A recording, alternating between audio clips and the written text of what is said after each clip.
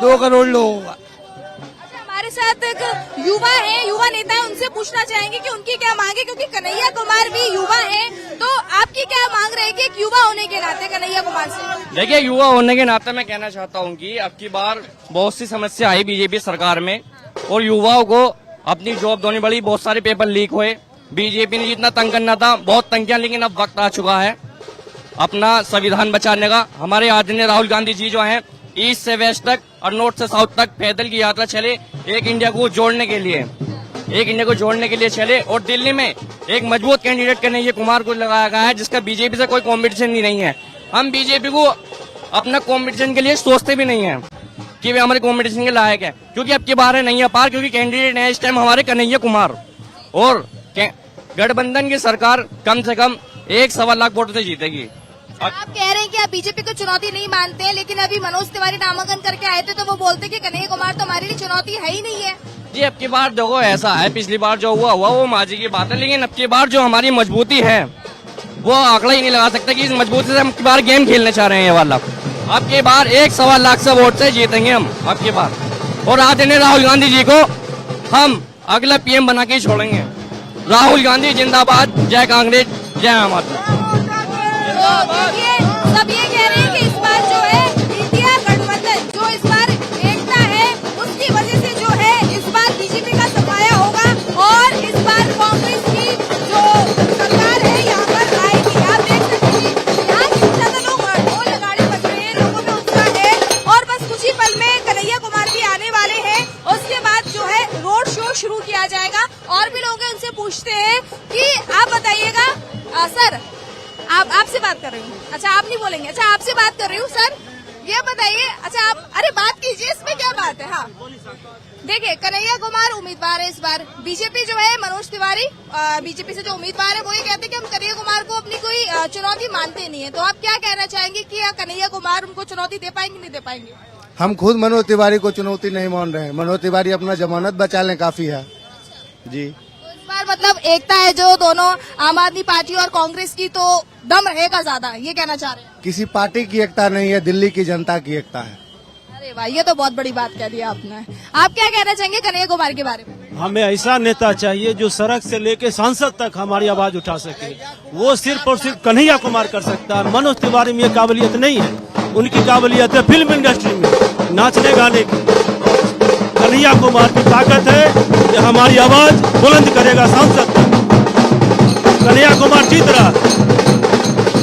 जो बाहर ढोल लगाने बज रहे हैं उसकी वजह से जो है काफी थोड़ा सुन नहीं पा रहे हैं, लोगों सुना नहीं पा रहे हैं आवाज। तो कोशिश करेंगे कि आपको यहाँ की सारी चीजें जो तस्वीर है कि आपको दिखाने की कोशिश करें। देखिए सब लोगों के हाथ में झंडे हैं, झंडे फहरा रहे हैं, कांग्रेस का झंडा लिए हुए लोग, और कई लोग जो है वो टी शर्ट भी पहने हुए हैं और उसमें देखिए कन्हैया कुमार की तस्वीर है, इंडिया गठबंधन लिखा हुआ है, राहुल गांधी और केजरीवाल की तस्वीर लगी हुई है। और यहाँ पर जो लोग हैं बस इंतजार कर रहे हैं कि कन्हैया कुमार आए और उसके बाद जो है रोड शो शुरू किया जाए।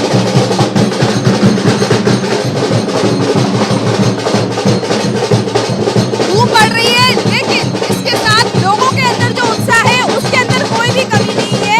आप देख सकते हैं कि मई का महीना शुरू हो चुका है और गर्मी भी जो है अपने पूरे कह सकते हैं कि अपने रुबाब पर है। काफी ज्यादा गर्मी पड़ रही है, लेकिन उसके बावजूद लोगों का जो भीड़ है, लोगों के अंदर जो उत्साह वो नजर आ रहा है। सभी लोग तैयार पहने हुए हैं, लोगों के हाथ में झंडा है और लोग जो है बस इंतजार कर रहे हैं कि कन्हैया कुमार आए और हम रोड शो शुरू करें। तैयारियां पूरी हो चुकी है। तो यहाँ पर लोग हैं, आप क्या कहना चाहेंगे? आज इस बार जो है कन्हैया कुमार पहली बार यहाँ से जो है सीट से उम्मीदवार घोषित किए गए हैं, तो क्या कहना चाहेंगे? क्या वो मनोज तिवारी को टक्कर दे पाएंगे? बिल्कुल दे पाएंगे। अब के जो है जनता के पास मुद्दा है, ये जनतंत्र लोकतंत्र खतरे में है मैम। अब जिस तरीके से सत्तारूढ़ पार्टी जो अपने एजेंसियों का इस्तेमाल दुरुपयोग किया जा रहा है, उसके लिए बहुत बड़ा इशू है। चुने हुए मुख्यमंत्रियों को जेल में डाल देना, और ये है बदले की भावना से काम करना। ये बदले की भावना काम नहीं करती। तो इस बार पूरा मुद्दा है कन्हैया कुमार को जिताने का और उनके जीत निश्चित होगी, हम यही कहते हैं। और भी लोग हैं, उनसे भी पूछते हैं क्या कहना चाहिए कन्हैया कुमार के बारे में? कन्हैया कुमार के बारे में क्या कहना चाहेंगे? देखिए, कन्हैया कुमार एक बहुत अच्छे नेता है और शिक्षा पे बहुत अच्छा काम करेंगे, क्योंकि जेएनयू से पढ़े लिखे हैं। उनके सामने जो मनोज तिवारी खड़े हुए हैं, उनको भी शिक्षा के बारे में कोई ऐसी नॉलेज नहीं है कि वो शिक्षा पे काम कर सके। तो कन्हैया कुमार यहाँ से इस सीट से 5 लाख वोटों से जीतने की कोशिश कर रहे हैं और जीतेंगे। मनोज तिवारी के पास ज्यादा नॉलेज नहीं है, वो शिक्षित नहीं है, लेकिन वही मनोज तिवारी ये कहते हैं कि कन्हैया कुमार अभी युवा है, उनके पास एक्सपीरियंस नहीं है कन्हैया कुमार के पास। नहीं, कन्हैया कुमार के सामने उसे डिबेट करके दिखा दीजिए, इसके एक्सपीरियंस पता लग जाएगा आपको कि कितना बड़ा एक्सपीरियंस है। आज कन्हैया कुमार को पूरे हिंदुस्तान में कन्हैया कुमार के नाम से जाना जाता है और कन्हैया कुमार की ऐसी छवि है कांग्रेस पार्टी में कि 2 बार अभी अगर वो चुनाव लड़ेंगे उसके सामने हारना ही हारना है। मनोज तिवारी देश की बीजेपी को मौका दिया, 2 बार के मौकों में वो निष्फल रहे हैं, बहुत कम काम किए हैं और बदले की भावना ज्यादा इस्तेमाल करा है उन्होंने। काम रह गए, आप कौन से काम चाहते हैं जो हुए नहीं है? जी, कौन से काम चाहते हैं जो हुए नहीं है मनोज तिवारी के कार्यकाल? जो नहीं हुए वो ऐसा है, जब से बीजेपी आई तब से राशन कार्ड नहीं बने, पहला मुद्दा। और दूसरा है महंगाई बहुत बढ़ गई, महंगाई पे कोई लगाम नहीं रहा। दूसरा यह है कि जुमलेबाज जो कह देना, तो देश की जनता जुमला सुनने के लिए थोड़ी है, देश की जनता तो अपने कार्य कराने के लिए उन्होंने बहुमत से जिताया था। और इस बार उनके सारे मुद्दे देख लिए, उनके जुमले देख लिए, तो इस बार गठबंधन का जोर है, गठबंधन की ही सरकार बनेगी। क्या मुद्दे हैं आपके, किन मुद्दों पर आप वोट देंगे इस बार? कांग्रेस को देंगे जी हम तो। क्या मुद्दे हैं आपके? बुद्धि यही है मैडम, काम धरते नहीं है, करने से काम धंधे नहीं है, परेशानी है, दिन पे दिन दिक्कतें हैं, अंधे नगरी हो रही है। गरीब आदमी को काम नहीं करने से, अगर मैंने मजदूरी कर दिया तो रिक्शा चला रही है तो उसके चालान काट रहे हैं 30-30 हजार रूपये के, 40-40 के। अब रिक्शा चलाने वाला आदमी कहाँ से भरेगा चालान, कहाँ से भरेगा? फिर मजदूरी का काम का है ही नहीं, काम धरते नहीं है तो गरीब आदमी कहाँ से खाएगा? अच्छा, आप उतनी देर से सेल्फी ले रहे हैं, अच्छा आप ये बताइए, आप क्या कहना चाहेंगे कि आपके क्या मुद्दे, किन मुद्दों पर वोट देंगे आप? हम कन्हैया कुमार के भारी मतों से जिताना चाहते हैं। उत्तर पूर्वी दिल्ली के जनता पूरा नाराज है। 10 साल में जो स्थिति बना दी है मनोज तिवारी, उसका सबक आज जनता सिखाएगी। 2025 को चुनाव है, 25 का ऐसा जवाब देगी मनोज तिवारी, 25 मई को जवाब देगी मनोज तिवारी को कि कन्हैया कुमार क्या है और जनता उत्तर पूर्व दिल्ली का क्या है। हाँ, जितना दिन उसको 10 साल उसको जनता को बलगलाना था, झूठ बोलना था, जुमलेबाजी करना था, कर लिया, मगर जनता अब नहीं इस चीज को बदलेगी, बर्दाश्त करेगी। बर्दाश्त से फाजुल हो गया जनता को। हमें जनता कन्हैया कुमार को भारी मतों से जिताना है और उत्तर पूर्वी ये दिल्ली को जनता को खुशहाली में बदलना है। एक तरफ आम आदमी पार्टी ने 9-10 साल शासन कर रही है, उन्होंने इतने अनगिनत कार्य किए हैं जिससे जनता संतुष्ट है। और एक तरफ बीजेपी का 10 साल का शासनकाल है, जिसमें देखिए हर तरफ आदमी त्रस्त हो चुका है लगभग जहां तक है। तो उन्हीं मुद्दों से हटके ये प्रज्वल रेवन्ना है, उनके मुद्दे पे कुछ नहीं बोले, मुसलमान, मछली और अन्य चीजों पे बोल रहे हैं। क्यों? क्योंकि क्या अपनी गिनती उपलब्धियां नहीं है आपके पास? जो आपने कार्य किए उनको बताते जनता को, तो उसके अनुसार फिर वोट मांगने का अधिकार था। लेकिन अब वोट कार्य किए नहीं है तो वोट भी नहीं है आपके।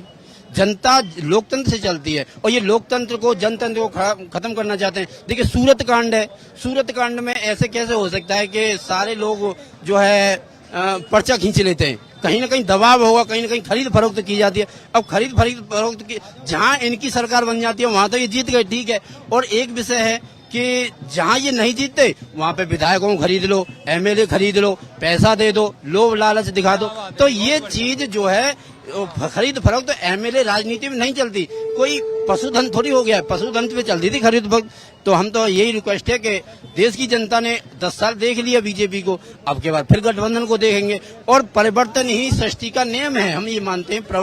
परिवर्तन से ही सृष्टि चलती है, परिवर्तन से ही राजनीति चलती है। उनको राजनीति का मोह हो गया है, उनको अपनी गद्दी का मोह हो गया है। और केजरीवाल जी हैं, उनको गद्दी का मोह नहीं है। उनको इन लोगों को, सोनिया गांधी जी हैं, उनको गद्दी का मोह नहीं है। राहुल गांधी जी गद्दी का मोह नहीं है। वो चाहते हैं जनता में सद्भाव बना रहे, सौहार्द बना रहे। ये कन्हैया कुमार जी की जो बाइट है और जो अपना विश्लेषण देते हैं, वो एक सामाजिक सौहार्द बनाने का प्रयास करते हैं। लेकिन ये है कुछ लोग वो उसमें अराजकता फैलाते हैं। इन्होंने आरोप लगाया रहे हैं कि बीजेपी जो है, मोदी सरकार जो है जुमलेबाजी करती है और जो मुद्दे हैं उन पर बात ना करके मछली की बात करती है, और जो प्रज्वल रेवन्ना का अभी हाल में जो मामला चल रहा है उस पर चुप्पी साधी रहती है। तो इन आरोप पर आपका क्या कहना है? जितनी भी भाजपा ने जितनी भी नीतियां बनाई, एक भी नीति ऐसी नहीं है जिसके अंदर पब्लिक का फायदा हुआ हो। जितनी भी नीतियां बनाई हैं सब में सबके अंदर खून खच्चर हुआ है, रोजगार नहीं मिला है, किसानों को मार दिया है, 700 मौतें क्या हिंदुस्तान भूल सकता है? कभी भी नहीं। मेहनत कश को पूछ जैसा जहाँ प्यार नहीं मिलता है वहाँ नव नेता की प्रतीक्षा में सिंहासन हिलता है। विश्वासघात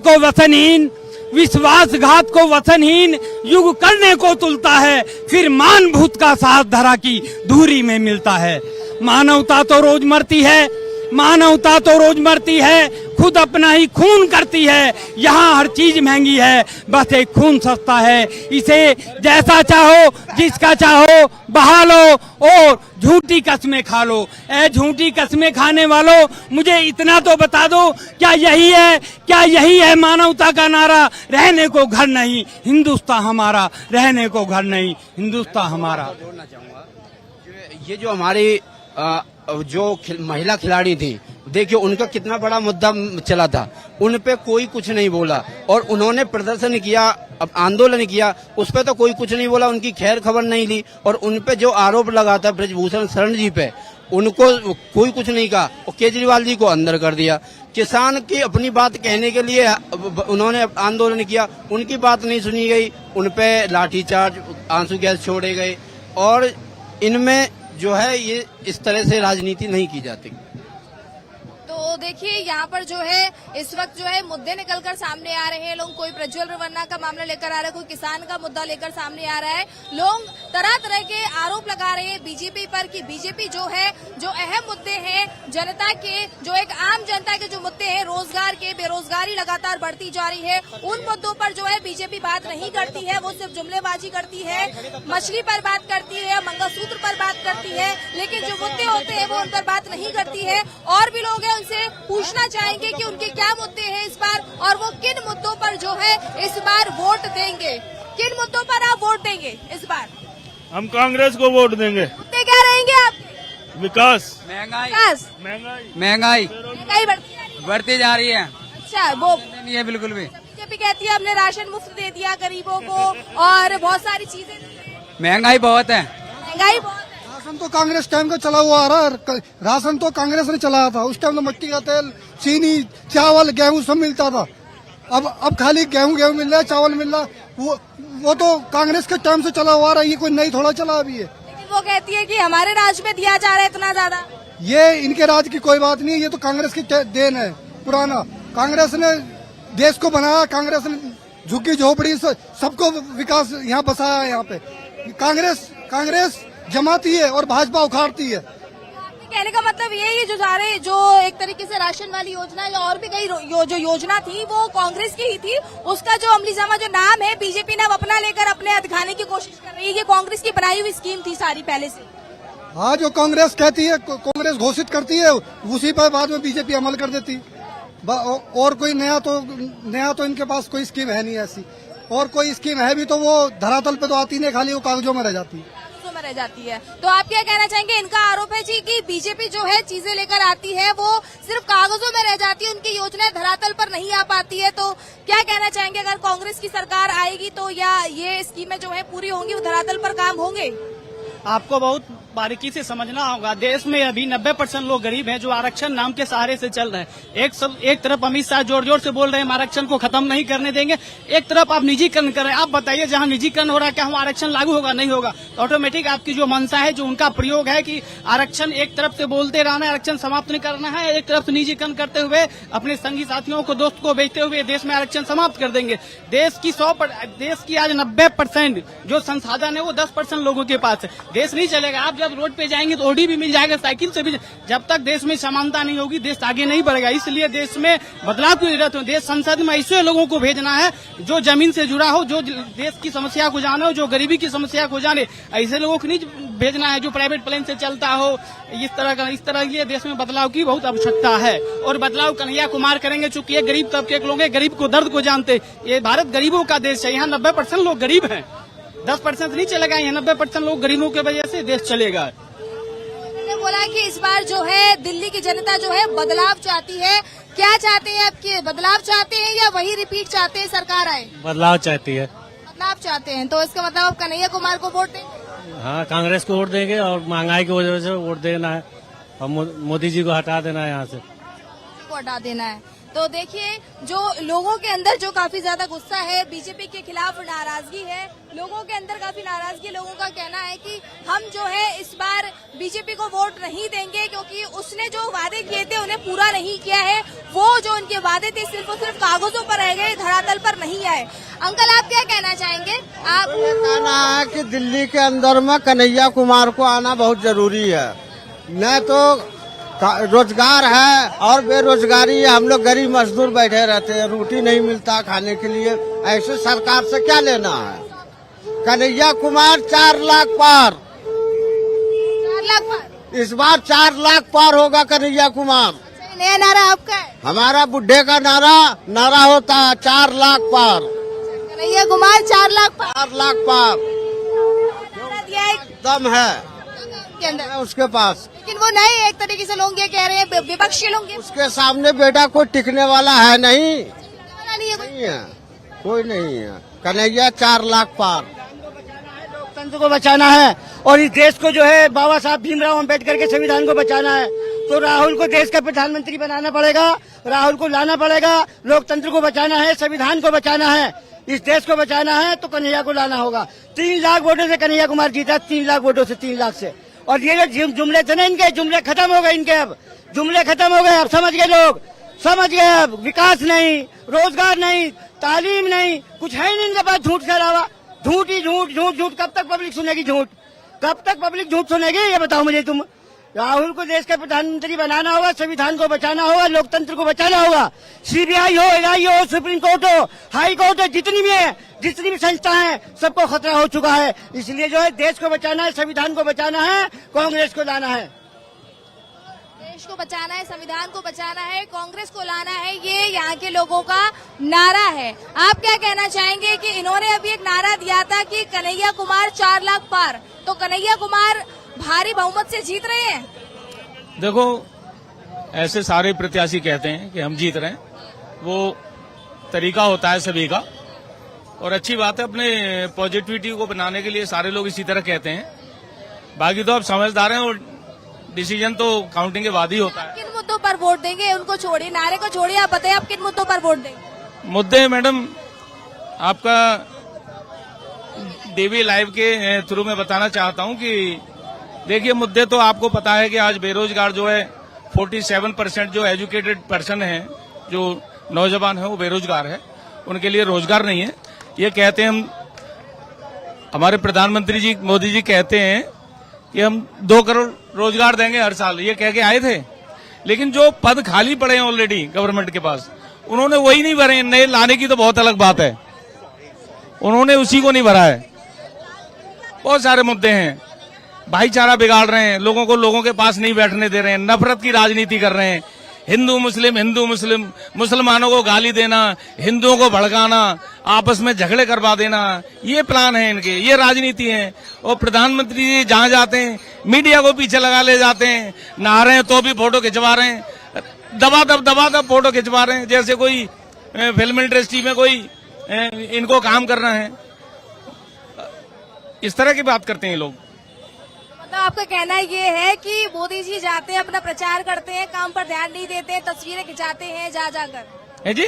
मतलब आपका ये कहना है कि मोदी जी जाते हैं, काम से ज्यादा प्रचार पर ध्यान देते हैं, अपनी तस्वीरें खिंचाते हैं। उन्होंने कुछ किया ही नहीं है। क्या काम किया है? एक भी काम नहीं किया, कुछ भी नहीं किया।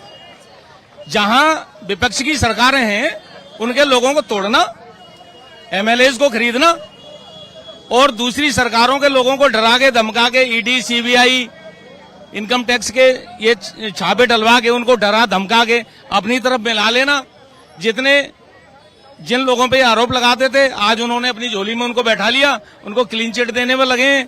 तो ऐसे देश की जनता जान रही है, नौजवान आज का जागरूक है, वो ऐसे इनको वोट नहीं देने वाला। 2 बार काट की हांडी चढ़ा ली इन्होंने, इस बार इनको झोला लेके भगाएगा। लेके भगा बिल्कुल झोला लेके भागने वाले हैं मोदी जी। क्यों? मोदी जी के पास कुछ है ही नहीं।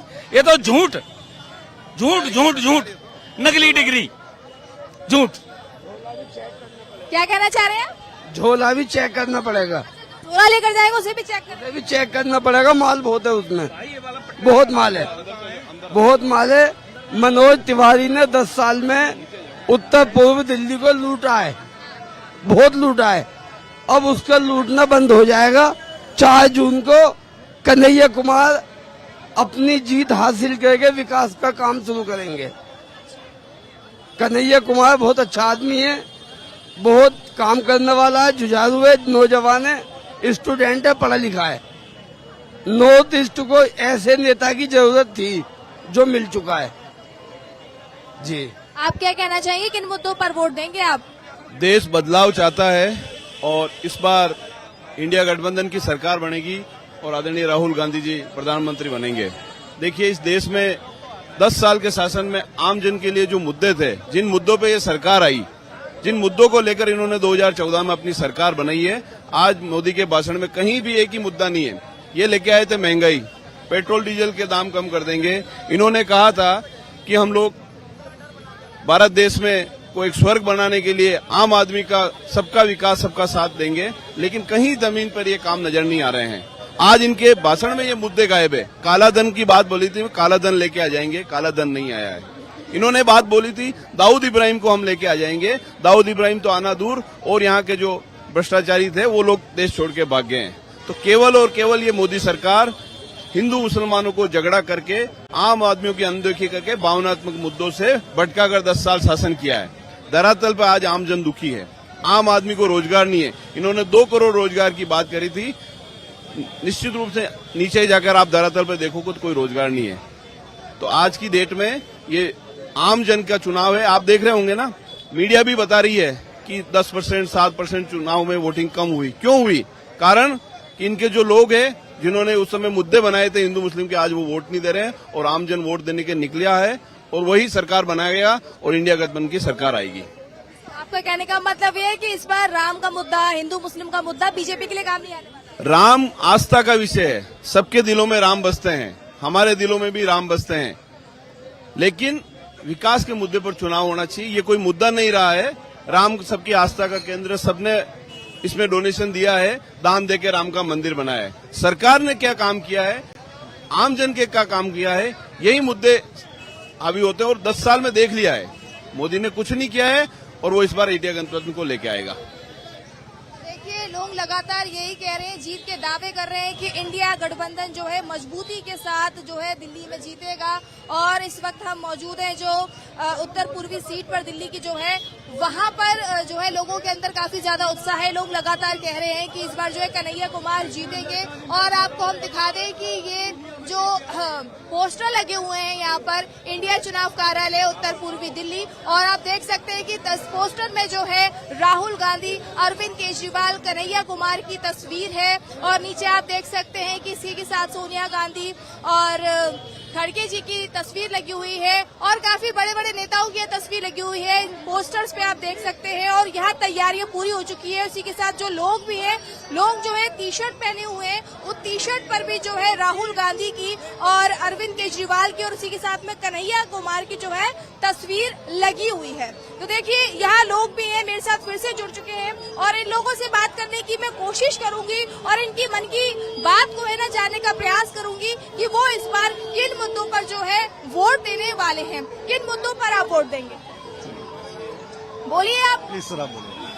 मैडम, हम लोग जो है अभी महंगाई के ऊपर, बेरोजगारी के ऊपर और एजुकेशन के ऊपर वोट जाएगा। ये जो कि आज पूर्व उत्तर दिल्ली में सभी लोग, घर घर जन जन आदमी कन्हैया कुमार के नाम से, जैसे इनका अनाउंस हुआ है कि कन्हैया कुमार आ गए हैं, तो जो एजुकेशन वाले बच्चे हैं सब लोग बहुत खुश हैं।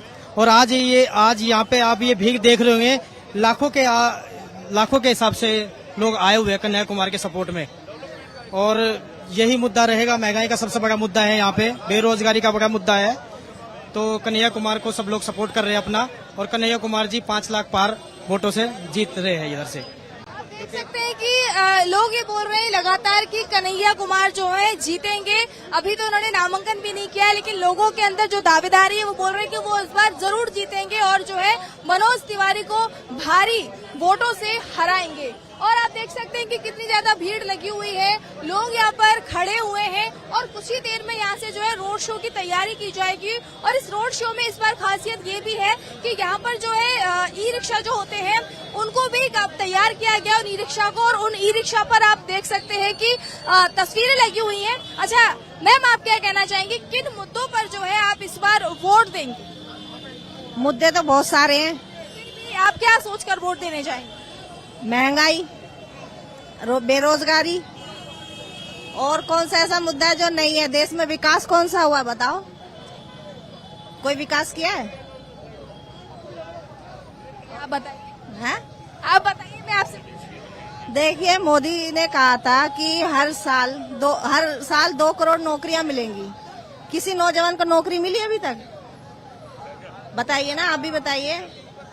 मेरा काम सवाल। अच्छा, ना तो किसी को नौकरी मिली, देश में बेरोजगारी है, देश हमारा बहुत ज्यादा पिछड़ चुका है, महंगाई है, छोटी छोटी चीजें, सिलेंडर महंगा है, घरेलू चीजें सब महंगी हैं, पढ़ाई लिखाई की जो चीजें बच्चों की वो भी महंगी हैं। आप यहीं की रहने वाली है यहाँ पर, या फिर आप बाहर से आई है, रेंट पर रहती हैं? नहीं, मैं कांग्रेस की वर्कर हूँ। मेरे कहने का मतलब आप यहीं की स्थायी है, यहीं की रहने वाली है, या बाहर? दिल्ली में ही रहती हूँ। इसका मतलब आपको फिर अरविंद केजरीवाल की जो सुविधा है उनका भी आपको लाभ मिलता होगा, जो बिजली फ्री, पानी फ्री वाली जो योजना है, बस का आपने इस्तेमाल किया है? महिलाओं के लिए फ्री बस रहती है, कभी आप गई हैं उस बस? मैं बस से, मैं दरअसल में जॉब करती नहीं हूँ, मुझे कभी मौका नहीं मिला। मैं मेट्रो से जाती हूँ, मेट्रो में पैसे लगते हैं। कोई बात नहीं, और भी लोगों से पूछते हैं। अंकल आप क्या कहना चाहेंगे? आपकी तो काफी उम्र है, तो आपने काफी चुनाव देखे होंगे, तो आप क्या कहना चाहेंगे इस बार जो है किसकी हवा है, किसकी सरकार आएगी? मैडम, हवा तो आप देख रहे हैं कि इस टाइम गठबंधन की हवा है, और मोदी को शायद बहुत बड़ा झटका लगेगा और गठबंधन की ही शायद गवर्नमेंट बनेगी, क्योंकि मोदी सरकार ने पिछले 10 सालों में आम जनता के लिए कुछ नहीं किया। फ्री राशन, फ्री ये, फ्री वो, उससे क्या होता है? 5 किलो राशन से 5 किलो राशन से एक आदमी महीने भर खा सकता है क्या? उसने हमेशा जुमले दिए हैं, झूठे बोला है और झूठे वादे किए हैं। इसलिए इस बारी गठबंधन की लहर है और गठबंधन की सरकार आएगी। गठबंधन की सरकार? हाँ मैडम, गठबंधन की सरकार आएगी। तो देखिए, ये बोल रहे हैं कि इस बार जो है किसी की लहर नहीं है, गठबंधन की लहर है, और इस बार जो है सरकार जो है गठबंधन की ही आएगी। हम आपको लगातार कोशिश कर रहे हैं कि हम लोगों की जो मन की बात है वो आपको हम अपने चैनल के माध्यम से दिखा सके। और फिलहाल हम आपको दिखा दें यहाँ की जो तस्वीरें हैं, जो आप देख सकते हैं कि किस प्रकार जो है माहौल बन रहा है। सभी लोग हैं और यहाँ पर जो है लगातार जो है कांग्रेस की दावेदारी की बात कर रहे हैं, और कन्हैया कुमार जो है दिल्ली की उत्तर पूर्वी सीट से इस बार यहाँ से उम्मीदवार घोषित किए गए हैं, और बस कुछ ही देर बाद वो यहाँ से रोड शो करेंगे और इसके बाद जो है नामांकन किया जाएगा। और लोग यहाँ पर एकत्रित हो चुके हैं और देख सकते हैं कि किस प्रकार की भीड़ है। लोगों ने टी शर्ट तक पहन रखी हुई है, और उसपे जो है कन्हैया कुमार के साथ राहुल गांधी और अरविंद केजरीवाल की तस्वीर भी है। आप क्या कहना चाहेंगे? कुछ युवा है मेरे साथ में, और कन्हैया कुमार जो कि युवा है, क्योंकि तो मैं जानना चाहूंगी कि क्या कहना चाहेंगे आप युवा है, आपकी क्या मांग रहे हैं, किन मुद्दों पर आप वोट देंगे? हम लोग कन्हैया कुमार को जिताने के लिए आए हैं। घर बिहार हुआ, एकदम कन्फर्म कन्हैया कुमार यहाँ से जीत रहे हैं। हाँ, एकदम कन्फर्म जीत रहे हैं। अब युवा सब जो हैं, पढ़े लिखे व्यक्ति हैं, वो नचनिया गवनिया को दिल्ली में नहीं जिताएंगे। मनोज वाजपेयी के नजनिया गवनिया थे मनोज वाजपेयी। जितने भी पढ़े लोग व्यक्ति थे, अब नचनिया गवनिया को कोई नहीं देखना चाह रहा है यहाँ पे। तो किन मुद्दों पर आप ऐसे वोट देंगे कन्हैया कुमार को? कन्हैया कुमार को वोट देने का सबसे बड़ा मुद्दा यही है कि वो पढ़े लिखे व्यक्ति हैं। युवा पढ़ाई, जितना देश पढ़ेगा उतना देश आगे बढ़ेगा। हम लोग पढ़े लिखे व्यक्ति को नेता मानते हैं। हाँ, इसीलिए हम लोग कन्हैया कुमार के साथ आए हैं। आप क्या कहना चाहेंगे? आप किस मुद्दों पर इस बार वोट देंगे, और क्या कहना चाहेंगे कि दिल्ली की हवा इस बार किस ओर चल रही है? दिल्ली के जो मौजूदा सांसद हैं, उन्होंने 10 साल का उनका कार्यकाल हो गया, पर उनके पास अपने बताने के लिए और कुछ है नहीं। उनके यहाँ सड़कें टूटी हुई है, नाली की समस्या है, पेयजल की समस्या है, बहुत सारी समस्याएं हैं और उत्तर पूर्व दिल्ली बिल्कुल जर्जर स्थिति में है। उसके बावजूद उन्होंने किया कुछ नहीं है। बस तो रिंकिया के पापा इस बार रोने वाले हैं। रिंकिया के पापा रोएंगे? जी बिल्कुल। रिंकिया के पापा तो बोलते हैं हंसदेवा गाना है उनका पूरा, रिंकिया के पापा ही करके हंसदेवा। इसीलिए बता रहे हैं कि रिंकिया के पापा इस बार रो रहे हैं। बिल्कुल, ग्राउंड जीरो की रिपोर्ट है, आप जाके देख लें, सर्वे कर लें। अगर मुझे सड़क नहीं मिलेगी तो रिंकिया के पापा का चेहरा चाहे जितना सुंदर हो, मैं उनसे मोहब्बत नहीं कर सकता। और दिल्ली उत्तर पूर्व की जनता ने 10 साल उनको मोहब्बत दिया है, इससे ज्यादा और कुछ नहीं किया जा सकता। 10 साल दिया है आपने, 10 साल उन्होंने कुछ नहीं किया, ये कहना चाहिए। जी बिल्कुल, नए को मौका देना चाहते? बिल्कुल, जरूर। आप क्या कहना चाहेंगे, किन मुद्दों पर वोट देंगे आप इस बार? किन मुद्दों पर? मैंने बोलना नहीं आता। देखिए लोग कैमरे से डरते हैं, कई ज्यादा लोग जो है। अच्छा हाँ, किन मुद्दों पर वोट देंगे आप? किन मुद्दों पर वोट देंगे? बेरोजगारी के मुद्दे पर वोट देंगे, महंगाई के मुद्दे पर वोट देंगे, और जो देश में असमानता हो रही है उन मुद्दों पर वोट देंगे। आज इस समय बेरोजगारी सबसे चरम सीमा पर है, भूखमरी है, लोगों को खाने के लिए नहीं मिल रहा है, महंगाई हो रही है, महंगाई के मुद्दे पर वोट देंगे। हमारे देश के जो युवा पीढ़ी है, पूरे देश में बोली जाती है विश्व में भारत सबसे युवा पीढ़ी है, वो सारा युवा पीढ़ी बेरोजगार है, उन बेरोजगारी के मुद्दे पर वोट देंगे।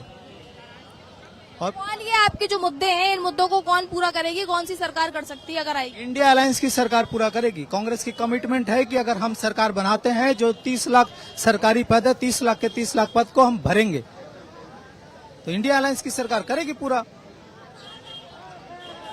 इंडिया अलायंस की सरकार बिल्कुल करेगी। चलिए और भी लोग हैं, उनसे पूछते हो, आप किन मुद्दों पर वोट देंगे इस बार? हाँ जी, क्या मुद्दे रहेंगे आपके वोट देने जाएंगे तो? देखिए हमारे तो मुद्दे पहले भी वही थे। युवा को रोजगार चाहिए, शिक्षा चाहिए और स्वास्थ्य चाहिए। और शिक्षा, रोजगार और स्वास्थ्य केवल जब ही मिल सकता है जब आपके पास एक सही मानसिकता वाला नेता हो। और मैं समझता हूं कि आज गठबंधन की सरकार जहां बनने जा रही है, मेरा पूर्ण विश्वास है, क्योंकि आज का युवा जागा हुआ है और हिंदू मुस्लिम वाली बात युवा के दिमाग में भी नहीं है। जो भाजपा सोचती है कि लोग बाग डरे हुए हैं, कोई लोग नहीं डरा हुआ। ये हिंदुस्तान है और यहाँ शेर बच्चे हैं, सब शेर बच्चे हैं। यहाँ हिंदू मुस्लिम सिख ईसाई हम सब है भाई भाई। और मैं आपके चैनल के माध्यम से एक बात बता दूं, इस बार चुनाव में यज भी होगा तब भी होगा और कुरान, यज भी होगा तब भी होगा और कुरान, और पकड़ डोर संविधान की होगा राष्ट्रगान, और राष्ट्र प्रेम का ध्वज लहरेगा, राष्ट्र प्रेम का ध्वज लहरेगा, तिरंगा जिसकी है पहचान, और मानवी को ईश्वर समझो पहला क्रम प्रदान।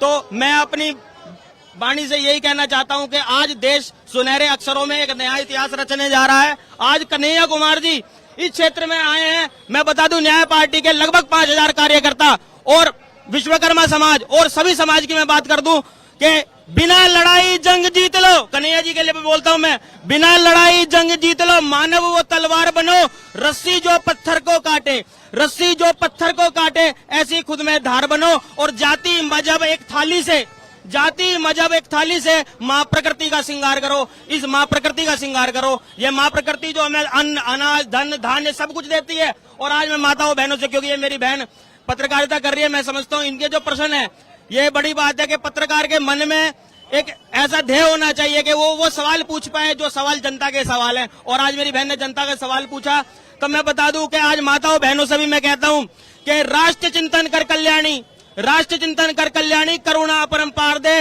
और धन्य धान ज्ञान समृद्धि मिले सबको, वो स्वराज विचार दे, और मानवता का जो अनित चाहे उठा कलम से प्रहार दे, और सिंह की संख्या है संख्य, तू असंख्य बना दहाड़ दे, और चरित्र संस्कृति के आंचल से नव अद्वैत को ये विचार दे। आज मैं ये कहना चाहूंगा कि मेरी माताएं बहनें भी अपने बच्चों को शेर बनाने की बात सोचे। ये ना सोचे कि भाई बिल्ली आ जाएगी, कुत्ता आ जाएगा, सो जा। उसको बोले कि कल एक नए सवेरे के लिए तुझे दहाड़ने के लिए तैयार होना है, बेटा जल्दी सो और सुबह जल्दी उठ। एक अनुशासन का जीवन हम चाहते हैं कि देश बनाएगा और बनेगा। और भाई कन्हैया जी के लिए तन मन धन से हम साथ हैं, क्योंकि आज का नेता, आज का बेटा अगर उसकी मानसिकता उसके देश के प्रति है, उसके समाज के प्रति है, तो उसको लड़ाई के मैदान में हराने वाला कोई पैदा नहीं हुआ। और भारतीय जनता पार्टी मुंह की खाने वाली है। इस बात को मैं मनीष कुमार पांचाल न्याय पार्टी दिल्ली प्रदेश अध्यक्ष इस बात को कहता हूँ इस खुले मंच से कि अब तानाशाही नहीं चलेगी। या तो संसद के दरवाजे खुलेंगे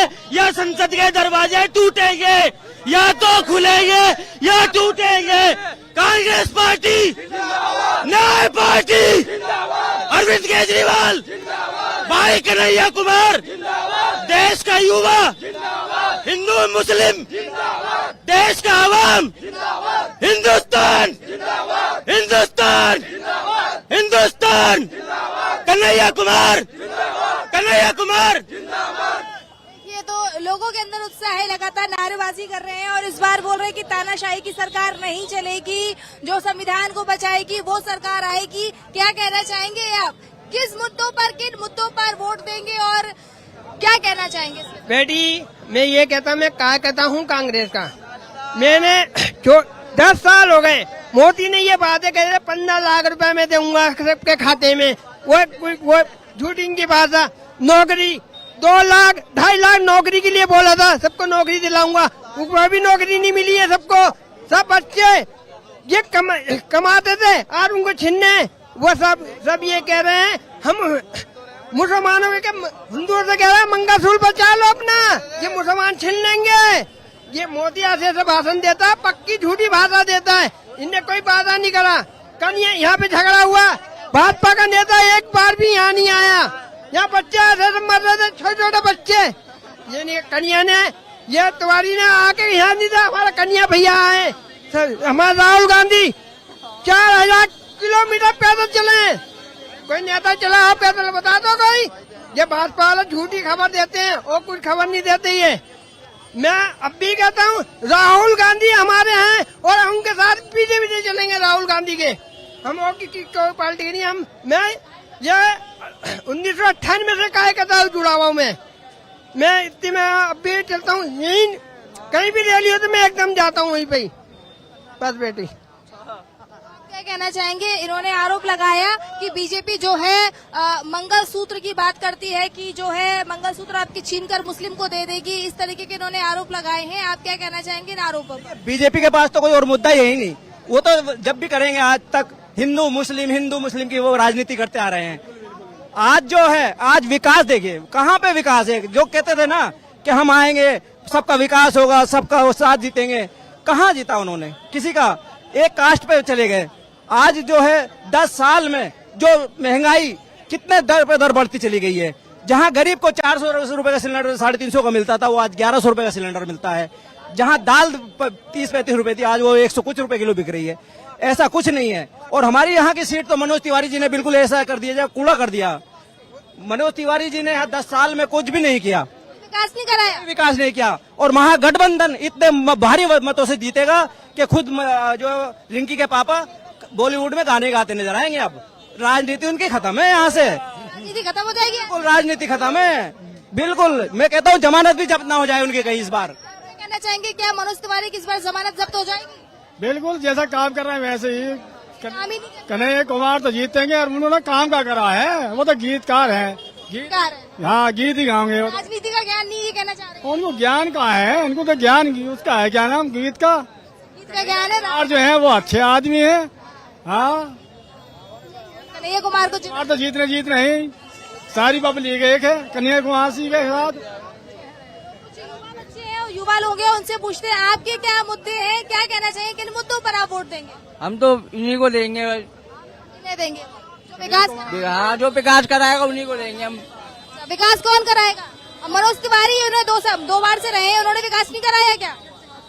मनोज तिवारी ने इंडिया के अंदर करवाया है क्या? सिर्फ देश को खाया है और क्या करवाया? कैमरे पर बोलिए, क्या दिक्कत है? क्या आइए, नहीं बोलिए आराम से, माने की बात नहीं है। जो अभी बोल रहे हैं नौकरी क्या साला नौकरी नहीं मिल रहा है मोदी सरकार में। 400 पार नहीं होगा, अब मोदी जी बाहर होंगे बस।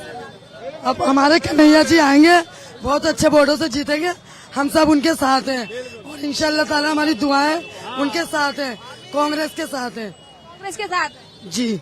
और हमारा भाई बहुत अच्छे वोटों से जीतेंगे इंशाल्लाह ताला। और इन चोरों के भागते हुए नजर आएंगे ना, भागने को जगह भी नहीं मिलेगी।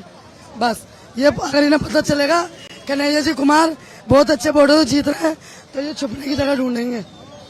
क्या कहना चाहेंगे? मैं तो ये बोलना चाहता हूँ, ये धारा 370 कश्मीर से हटा के इन्होंने पूरे देश भर में वोट मांगते हैं। कश्मीर में इलेक्शन क्यों नहीं लड़ते ये जाके, वहाँ से अपनी कोई कैंडिडेट क्यों नहीं खड़ा करते? जहाँ पे मतलब धारा हटाई है इन्होंने, वहाँ पे खड़ा करो, मतलब अच्छा काम है तो वहाँ से वोट लीजिए। वोट क्यों नहीं ले रहे वहाँ से? मेरा कहना बस यही है।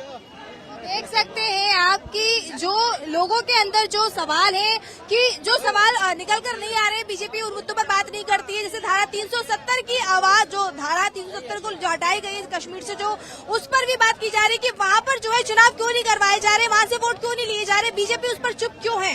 और इसी के साथ जो है प्रज्वल रेवन्ना का भी यहाँ पर मुद्दा उठा, मंगलसूत्र का भी मुद्दा उठा। तो जनता जो है भूली नहीं है इन मुद्दों को और वो लगातार इन मुद्दों पर भी सवाल कर रही है बीजेपी से। और भी लोग हैं, उनसे पूछना चाहेंगे कि आप किन मुद्दों पर वोट देंगे। हम जो वोट मांग रहे हैं मैम, मैं गोकुलपुर विधानसभा से माइनॉरिटी अध्यक्ष हूँ। हम जो वोट मांग रहे हैं तो हम मांग रहे हैं शिक्षा पे और रोजगार पे। हम कोई भेदभाव पे वोट नहीं मांग रहे, ना हिंदू मुस्लिम पे मांग रहे, नहीं कोई मदरसे पे मांग रहे, ना कोई मस्जिद पे मांग रहे, ना कोई गुरुद्वारे पे मांग रहे, जात पात पे नहीं। हम सिर्फ विकास पे। हमने मनमोहन सिंह की सरकार में हमने विकास करा और विकास भी हम दोबारा फिर एजेंडा ला रहे हैं। हम ये जो लोग बीच में आए हैं, लोगों को गुमराह करके महंगाई इतनी कर दी, रोजगार बेरोजगार कर दिए और कोई भी शिक्षा नहीं है, कोई भी मतलब कोई कहा, हर युवा परेशान है। तो हम जो इलेक्शन जो मैदान में उतरे हैं, हम सिर्फ शिक्षा के लिए उतरे हैं और भाईचारे के लिए उतरे हैं और नफरत की उसमें मार्केट में मोहब्बत की दुकान लेके उतरे हैं। हम मोहब्बत का पैगाम लेकर उतरे हैं। हम इलेक्शन सिर्फ मुद्दों पे ही लड़ेंगे, हम जात पात पे नहीं लड़ेंगे। और जो जनता वोट कर रही है वो विकास पे कर रही है। और जो मैन्युफैक्चर में जो हमारे राहुल जी ने 5 मैन्युफैक्चर दिए हैं, हम उस पर खड़े उतरेंगे। जैसे कर्नाटक में हमने योजना दी थी और हमने उस पर काम करा। देखिए रोड शो बस शुरू ही होने वाला है। देखिए तैयारियां हो चुकी है। देखिए यहाँ पर सीपीआई के जो है झंडे भी दिख रहे हैं, उनकी पार्टी के लोग भी हैं। आइए और इसी के साथ जो है अब मैं मेरे जो सहयोगी है इकरार, उनको मैं माइक देना चाहूंगी। अब वो आपको यहाँ की पूरी जो तस्वीरें हैं वो दिखाएंगे। इकरार जी। जी बिल्कुल।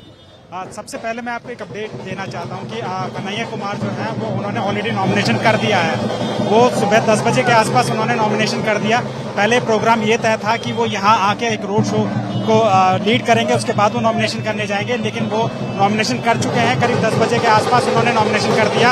उनके साथ कांग्रेस के कुछ नेता थे और आम आदमी पार्टी के कुछ नेता थे, जिसमें संजीव झा और गोपाल राय जो कि दिल्ली के संयोजक भी हैं और आम आदमी पार्टी दिल्ली के संयोजक हैं, और संजीव झा जो कि बुराड़ी से विधायक हैं, वो और कांग्रेस के पूर्व अध्यक्ष अनिल चौधरी, ये सब उनके साथ थे। उन्होंने जाके सुबह नॉमिनेशन फाइल कर दिया बिना किसी ना मीडिया की मौजूदगी थी ना कुछ।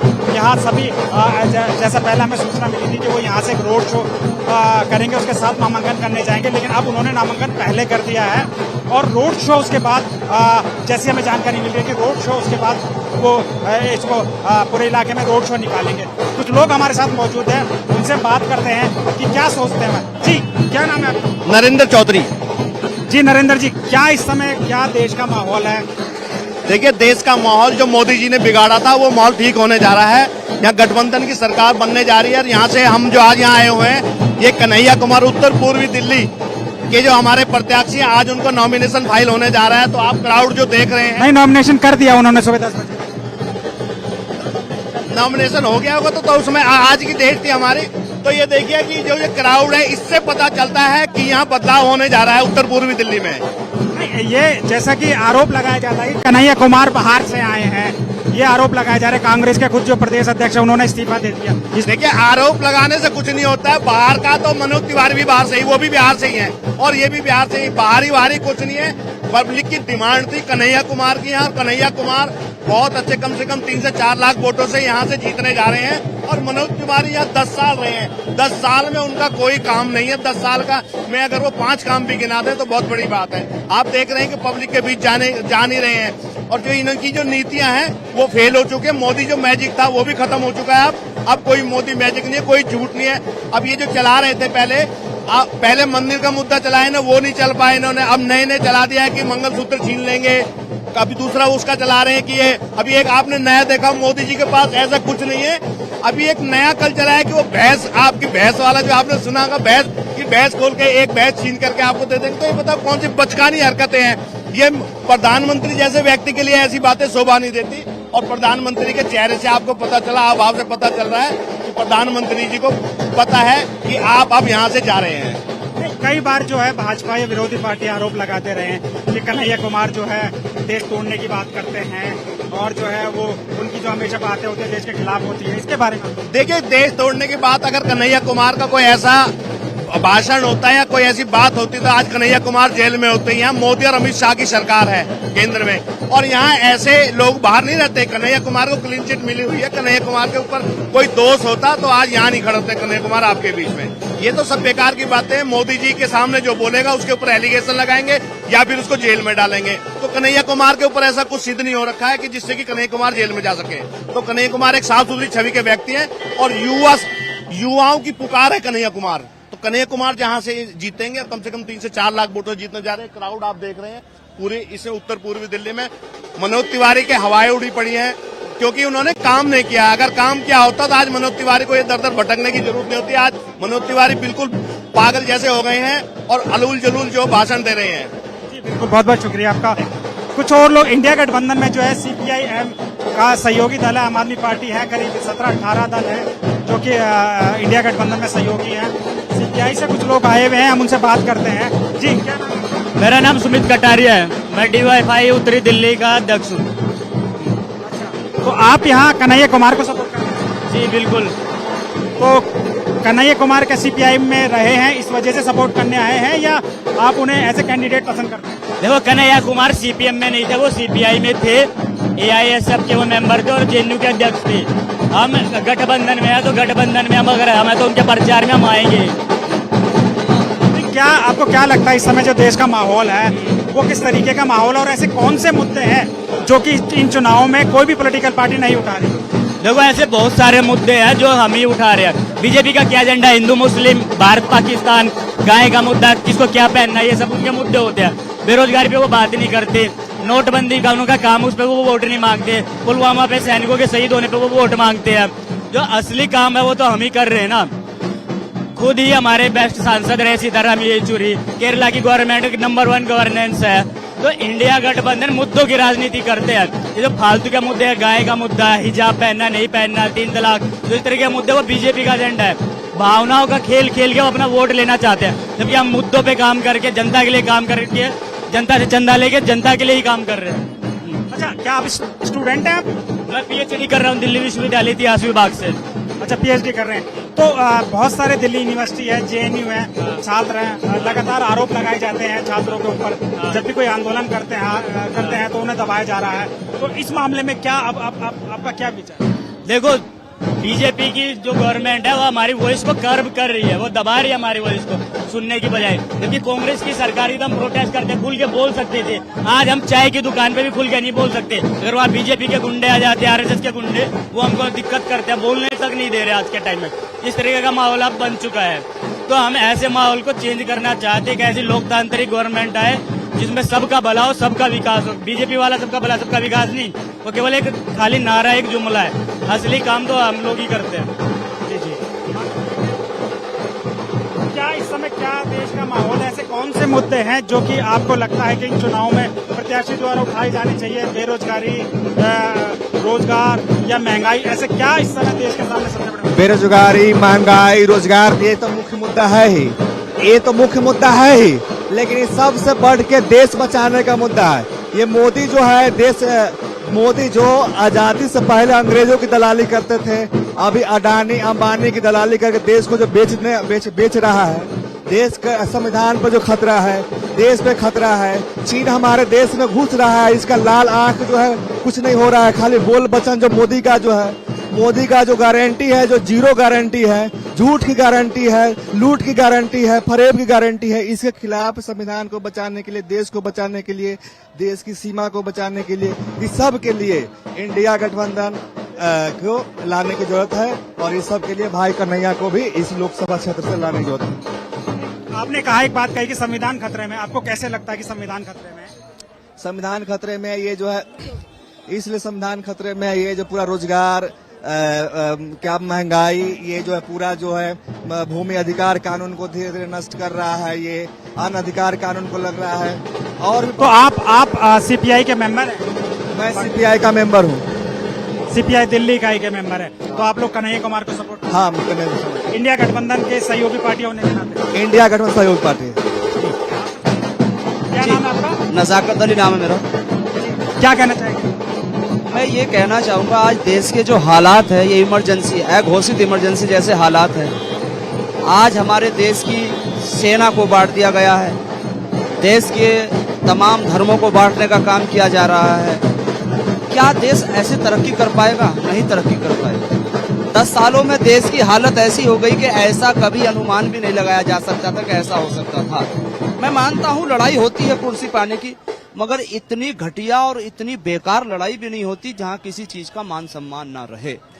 देश के प्रधानमंत्री सबके प्रधानमंत्री हैं। मैं उस कुर्सी को सलाम करता हूँ, उस पद को सलाम करता हूँ। मैं देख रहा हूँ 10 दिन से जैसे देश के प्रधानमंत्री की भाषा है, वो भाषा एक प्रधानमंत्री की नहीं हो सकती, एक जिम्मेदार आदमी की नहीं हो सकती है। आपने 10 साल काम किया। कौन सी भाषा की बात कर रहे हैं? आप भी समझ रहे हैं, वो हिंदू मुसलमान वाली बात कर रहे हैं। मैं देश के प्रधानमंत्री जी से कहना चाहता हूं, आपने जो वादे किए थे उन वादों पर आप वोट मांगे। आप किसी पर लालछन लगाकर धर्मों को बांटकर राजनीति करने का काम ना करें। देखिए, ये देश स्वतंत्र देश है। यहाँ भारत की जो सबसे बड़ी लोकसभा है, उसके अंदर सभी धर्मों के सभी मजहबों के लोग जाते हैं और उसका सम्मान होता है। आखिर इस देश को अंग्रेजों में रात में कमी क्या रह गई? अगर आप हिंदू मुसलमान की बात करें, मैं मानता हूं अगर कन्हैया को राजस्थान में किसी मुसलमान ने मारा था तो उसको भी सजा मिलनी चाहिए। पहलू खान को अगर किसी हिंदू ने मारा था तो उसको भी सजा मिलनी चाहिए। अगर किसी बेटी के 40 टुकड़े किसी लड़के ने मुसलमान ने किए थे तो शबाना के भी किसी ने 40 टुकड़े किए थे, उसको भी सजा मिलनी चाहिए। देखिए, गुनाहगार का कोई धर्म नहीं होता, कोई मजहब नहीं होता। वो लोग बड़े पापी और बड़े धर्मी और भ्रष्टाचारी, अधर्मी और भ्रष्टाचारी होते हैं जो धर्म के नाम पर राजनीति करते हैं। कौन सा मजहब ऐसा है, कौन सी इंसानियत ऐसी है, कौन सी बिरादरी ऐसी जिसमें अच्छे और बुरे लोग ना हो? मेरे भाइयों, बदायूं कांड की बीजेपी वाले बात करते हैं, एक मुस्लिम ने 2 बच्चों को मार दिया था। मैं उसकी निंदा करता हूँ, वो गुनाहगार है, उसे सजा मिलना चाहिए। मगर उसके अगले दिन इलाहाबाद में एक बुआ ने अपने 2 भतीजों को मार दिया, उसकी कोई चर्चा नहीं होती। क्या इसलिए नहीं होती कि वो मुसलमान नहीं थे? अभी हमारे डिस्ट्रिक्ट बिजनौर में कोचिंग के अंदर एक लड़की को, टीचर को एक लड़के ने गोली मार दी, उसका कल उसकी मृत्यु हो गई है। मैं भगवान का शुक्र अदा करता हूँ। बिल्कुल, लेकिन भाजपा जो उत्तर प्रदेश में सरकार है वो तो कहते हैं कि कानून व्यवस्था पूरी तरीके से दुरुस्त है। अब जो है, जो दबंग थे और जो गुंडे थे वो सब प्रदेश छोड़कर भाग चुके हैं।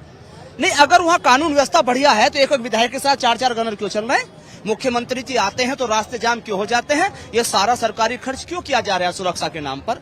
एमपी एमएलए को सुरक्षा, मैं मानता हूं अगर आप ये कह रहे हैं कि वहाँ सुरक्षा चाक चौबंद है, सारे माफिया भाग गए हैं, जेल के अंदर है, तो फिर विधायकों को सुरक्षा क्यों? आम आदमी बनकर रहे ना। मैं भी कह सकता हूँ मेरी जान को खतरा है। अगर वो ऐसा करते हैं, मैं मानता हूँ विधायकों की सिक्योरिटी हटा ले, एमपी की सिक्योरिटी हटा ले, अपनी सिक्योरिटी हटा ले, मैं मान जाऊंगा। एक बात बताइए, ऐसा माना जाता है कि मुसलमान जो हैं वो बीजेपी को वोट नहीं करते हैं, तो आपका इस बारे में क्या कहना है कि वाकई में मुसलमान बीजेपी को वोट नहीं करते? इसके पीछे का क्या कहना है? देखिए, पीछे का नहीं, आदमी का अपना एक नजरिया होता है वोट लेने का और देने का। भाजपा के अंदर आपने देखा होगा ज्यादातर लोग मुसलमानों के खिलाफ बयानबाजी करते हैं। भाजपा के अंदर अच्छे लोग भी हैं, राजनाथ सिंह जी हैं, मैं उनकी बड़ा सम्मान करता हूं। मैंने कभी, नितिन गडकरी जी हैं, मैं उनका भी सम्मान करता हूं, क्योंकि अच्छे लोगों को अच्छा कहा जाएगा। मगर जब वो बयानबाजी एक ऐसी होती है नफरत वाली, आप और मुझसे बात कर रहे हैं, आप कोई बात मुझे ऐसी कह दे मेरे धर्म के खिलाफ या मेरे खिलाफ, या मैं आपको कह दूं, तो क्या आप मुझसे बात करनी पसंद करेंगे? आप वोट देना पसंद करेंगे? मैं कहता हूं आप देश के प्रधानमंत्री हैं, आप सबके विकास और सबकी बात कर मुसलमानों से वोट मांगिए, मगर आप वोट नहीं मांगते। देखो, बहुत सारे नेता इस देश के अंदर सिर्फ मुसलमानों को गाली देकर बने हैं, जैसे प्रज्ञा ठाकुर। तो ऐसा क्या है कि वो गाली क्यों? ऐसा देखिए, ये एक जहर घोला गया है। मैं ये नहीं कह रहा मुसलमानों में नहीं, कुछ लोग मुसलमानों में भी हैं ऐसे। मैं कभी किसी की गलत आदमी की पैरोकारी नहीं करूंगा, क्योंकि मैं इस देश का रहने वाला हूं। मेरे दादा इस देश के स्वतंत्रता सेनानी रहे हैं, मैं उनका पोता हूं। कुछ लोग मुस्लिमों में भी है, कुछ हिंदुओं में भी है, उनको विकास से कोई मतलब नहीं होता, बकवास से मतलब होता है। जैसे पाकिस्तान के अंदर जब चुनाव होता तो हिंदुस्तान को गाली दी जाती, तो वहां की जनता उसको वोट देती। यहाँ वाले पाकिस्तान को गाली देते तो यहाँ की जनता उन्हें वोट देती। ये सिस्टम ही नहीं समझ पाते क्या होना चाहिए। विकास पर चुनाव होना चाहिए। ऐसे ही कुछ कहते हैं कि हम मंदिर ढवा देंगे, कुछ कहते हैं हम मस्जिद ढवा देंगे। मंदिर मस्जिद पे होती, कुछ लोग जो बेवकूफ है वो, अरे भाई मंदिर मस्जिद से कुछ नहीं होता। जय श्री राम, मर्यादा पुरुषोत्तम है, मैं उनका सम्मान करता हूँ। मगर मैं विरोध में खड़ा हूँ। आप जबरदस्ती किसी से जय श्री राम कहलवाएं या कोई मुसलमान जबरदस्ती नारा तकबीर अल्लाह अकबर कहलाए, मैं उसके खिलाफ। ये नहीं होना चाहिए। अगर जय श्री राम और अल्लाह अकबर कहने से काम चले तो मैं यहाँ अभी 10 बार कह रहा हूँ जय श्री राम अल्लाह अकबर, जय श्री राम अल्लाह अकबर, जय श्री राम अल्लाह अकबर, कैसे काम चलेगा? ये हमारे धार्मिक नारे हैं। ये धर्म के जगह पर और धर्म के काम पर, जहाँ धार्मिक काम होते हैं वहाँ होते, आम में नहीं होते। आपकी आस्था कुछ और हो सकती, मेरी कुछ और हो सकती, इनकी कुछ और हो सकती। इसलिए इस देश को बचाने के लिए, इस देश को चलाने के लिए सर्व सम्मान करते हुए, और जो गुनहगार है, मैं गुनहगार की भी पैरोकारी नहीं करूंगा, उस गुनहगार को सजा मिलनी चाहिए, सख्त से सख्त सजा मिलनी चाहिए।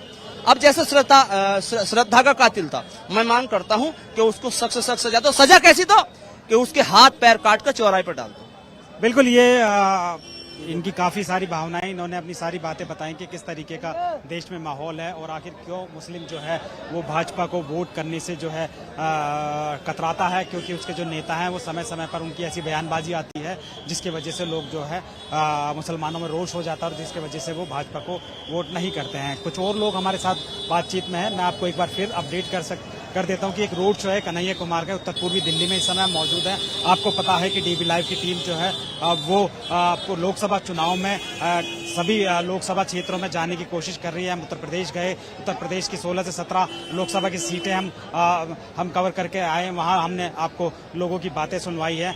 आज हम उत्तर पूर्वी दिल्ली की जो सबसे वीआईपी सीट कहें या सबसे जो एक जिस पे नजरें हैं वो सीट कहें तो ये उत्तर पूर्वी दिल्ली है। यहाँ से मनोज तिवारी जो है बीजेपी के 2 बार सिटिंग मेंबर ऑफ पार्लियामेंट है, वो है चुनावी मैदान में, और उनके सामने है कन्हैया कुमार जो है वो अपने आप में अपने बयानों को लेकर कई बार जो है सुर्खियों में रहे हैं। साथ ही उनके बेबाकी अंदाज, उनके बोलने का अंदाज, उससे वो लोगों का ध्यान आकर्षित करते हैं। तो इस सीट जो है सबसे महत्वपूर्ण, दिल्ली की 7 सीटों में सबसे महत्वपूर्ण सीट मानी जा रही है और सबसे वीआईपी सीट मानी जा रही है। इस सीट पर ना सिर्फ भाजपा की नजर है, इस सीट पर कांग्रेस की भी नजर है। यहाँ कांग्रेस और आम आदमी पार्टी का गठबंधन है। गठबंधन के तहत यहाँ 3 सीटें जो है वो कांग्रेस लड़ रही है और बाकी 4 सीटें जो है आम आदमी पार्टी लड़ रही है। कुछ और युवा मौजूद हैं, हम उनसे बात करने की कोशिश करते हैं। क्या नाम है आपका? जी, मेरा नाम नंदलाल सिंह है। पहले तो मैं आपको बधाई देना चाहूंगा।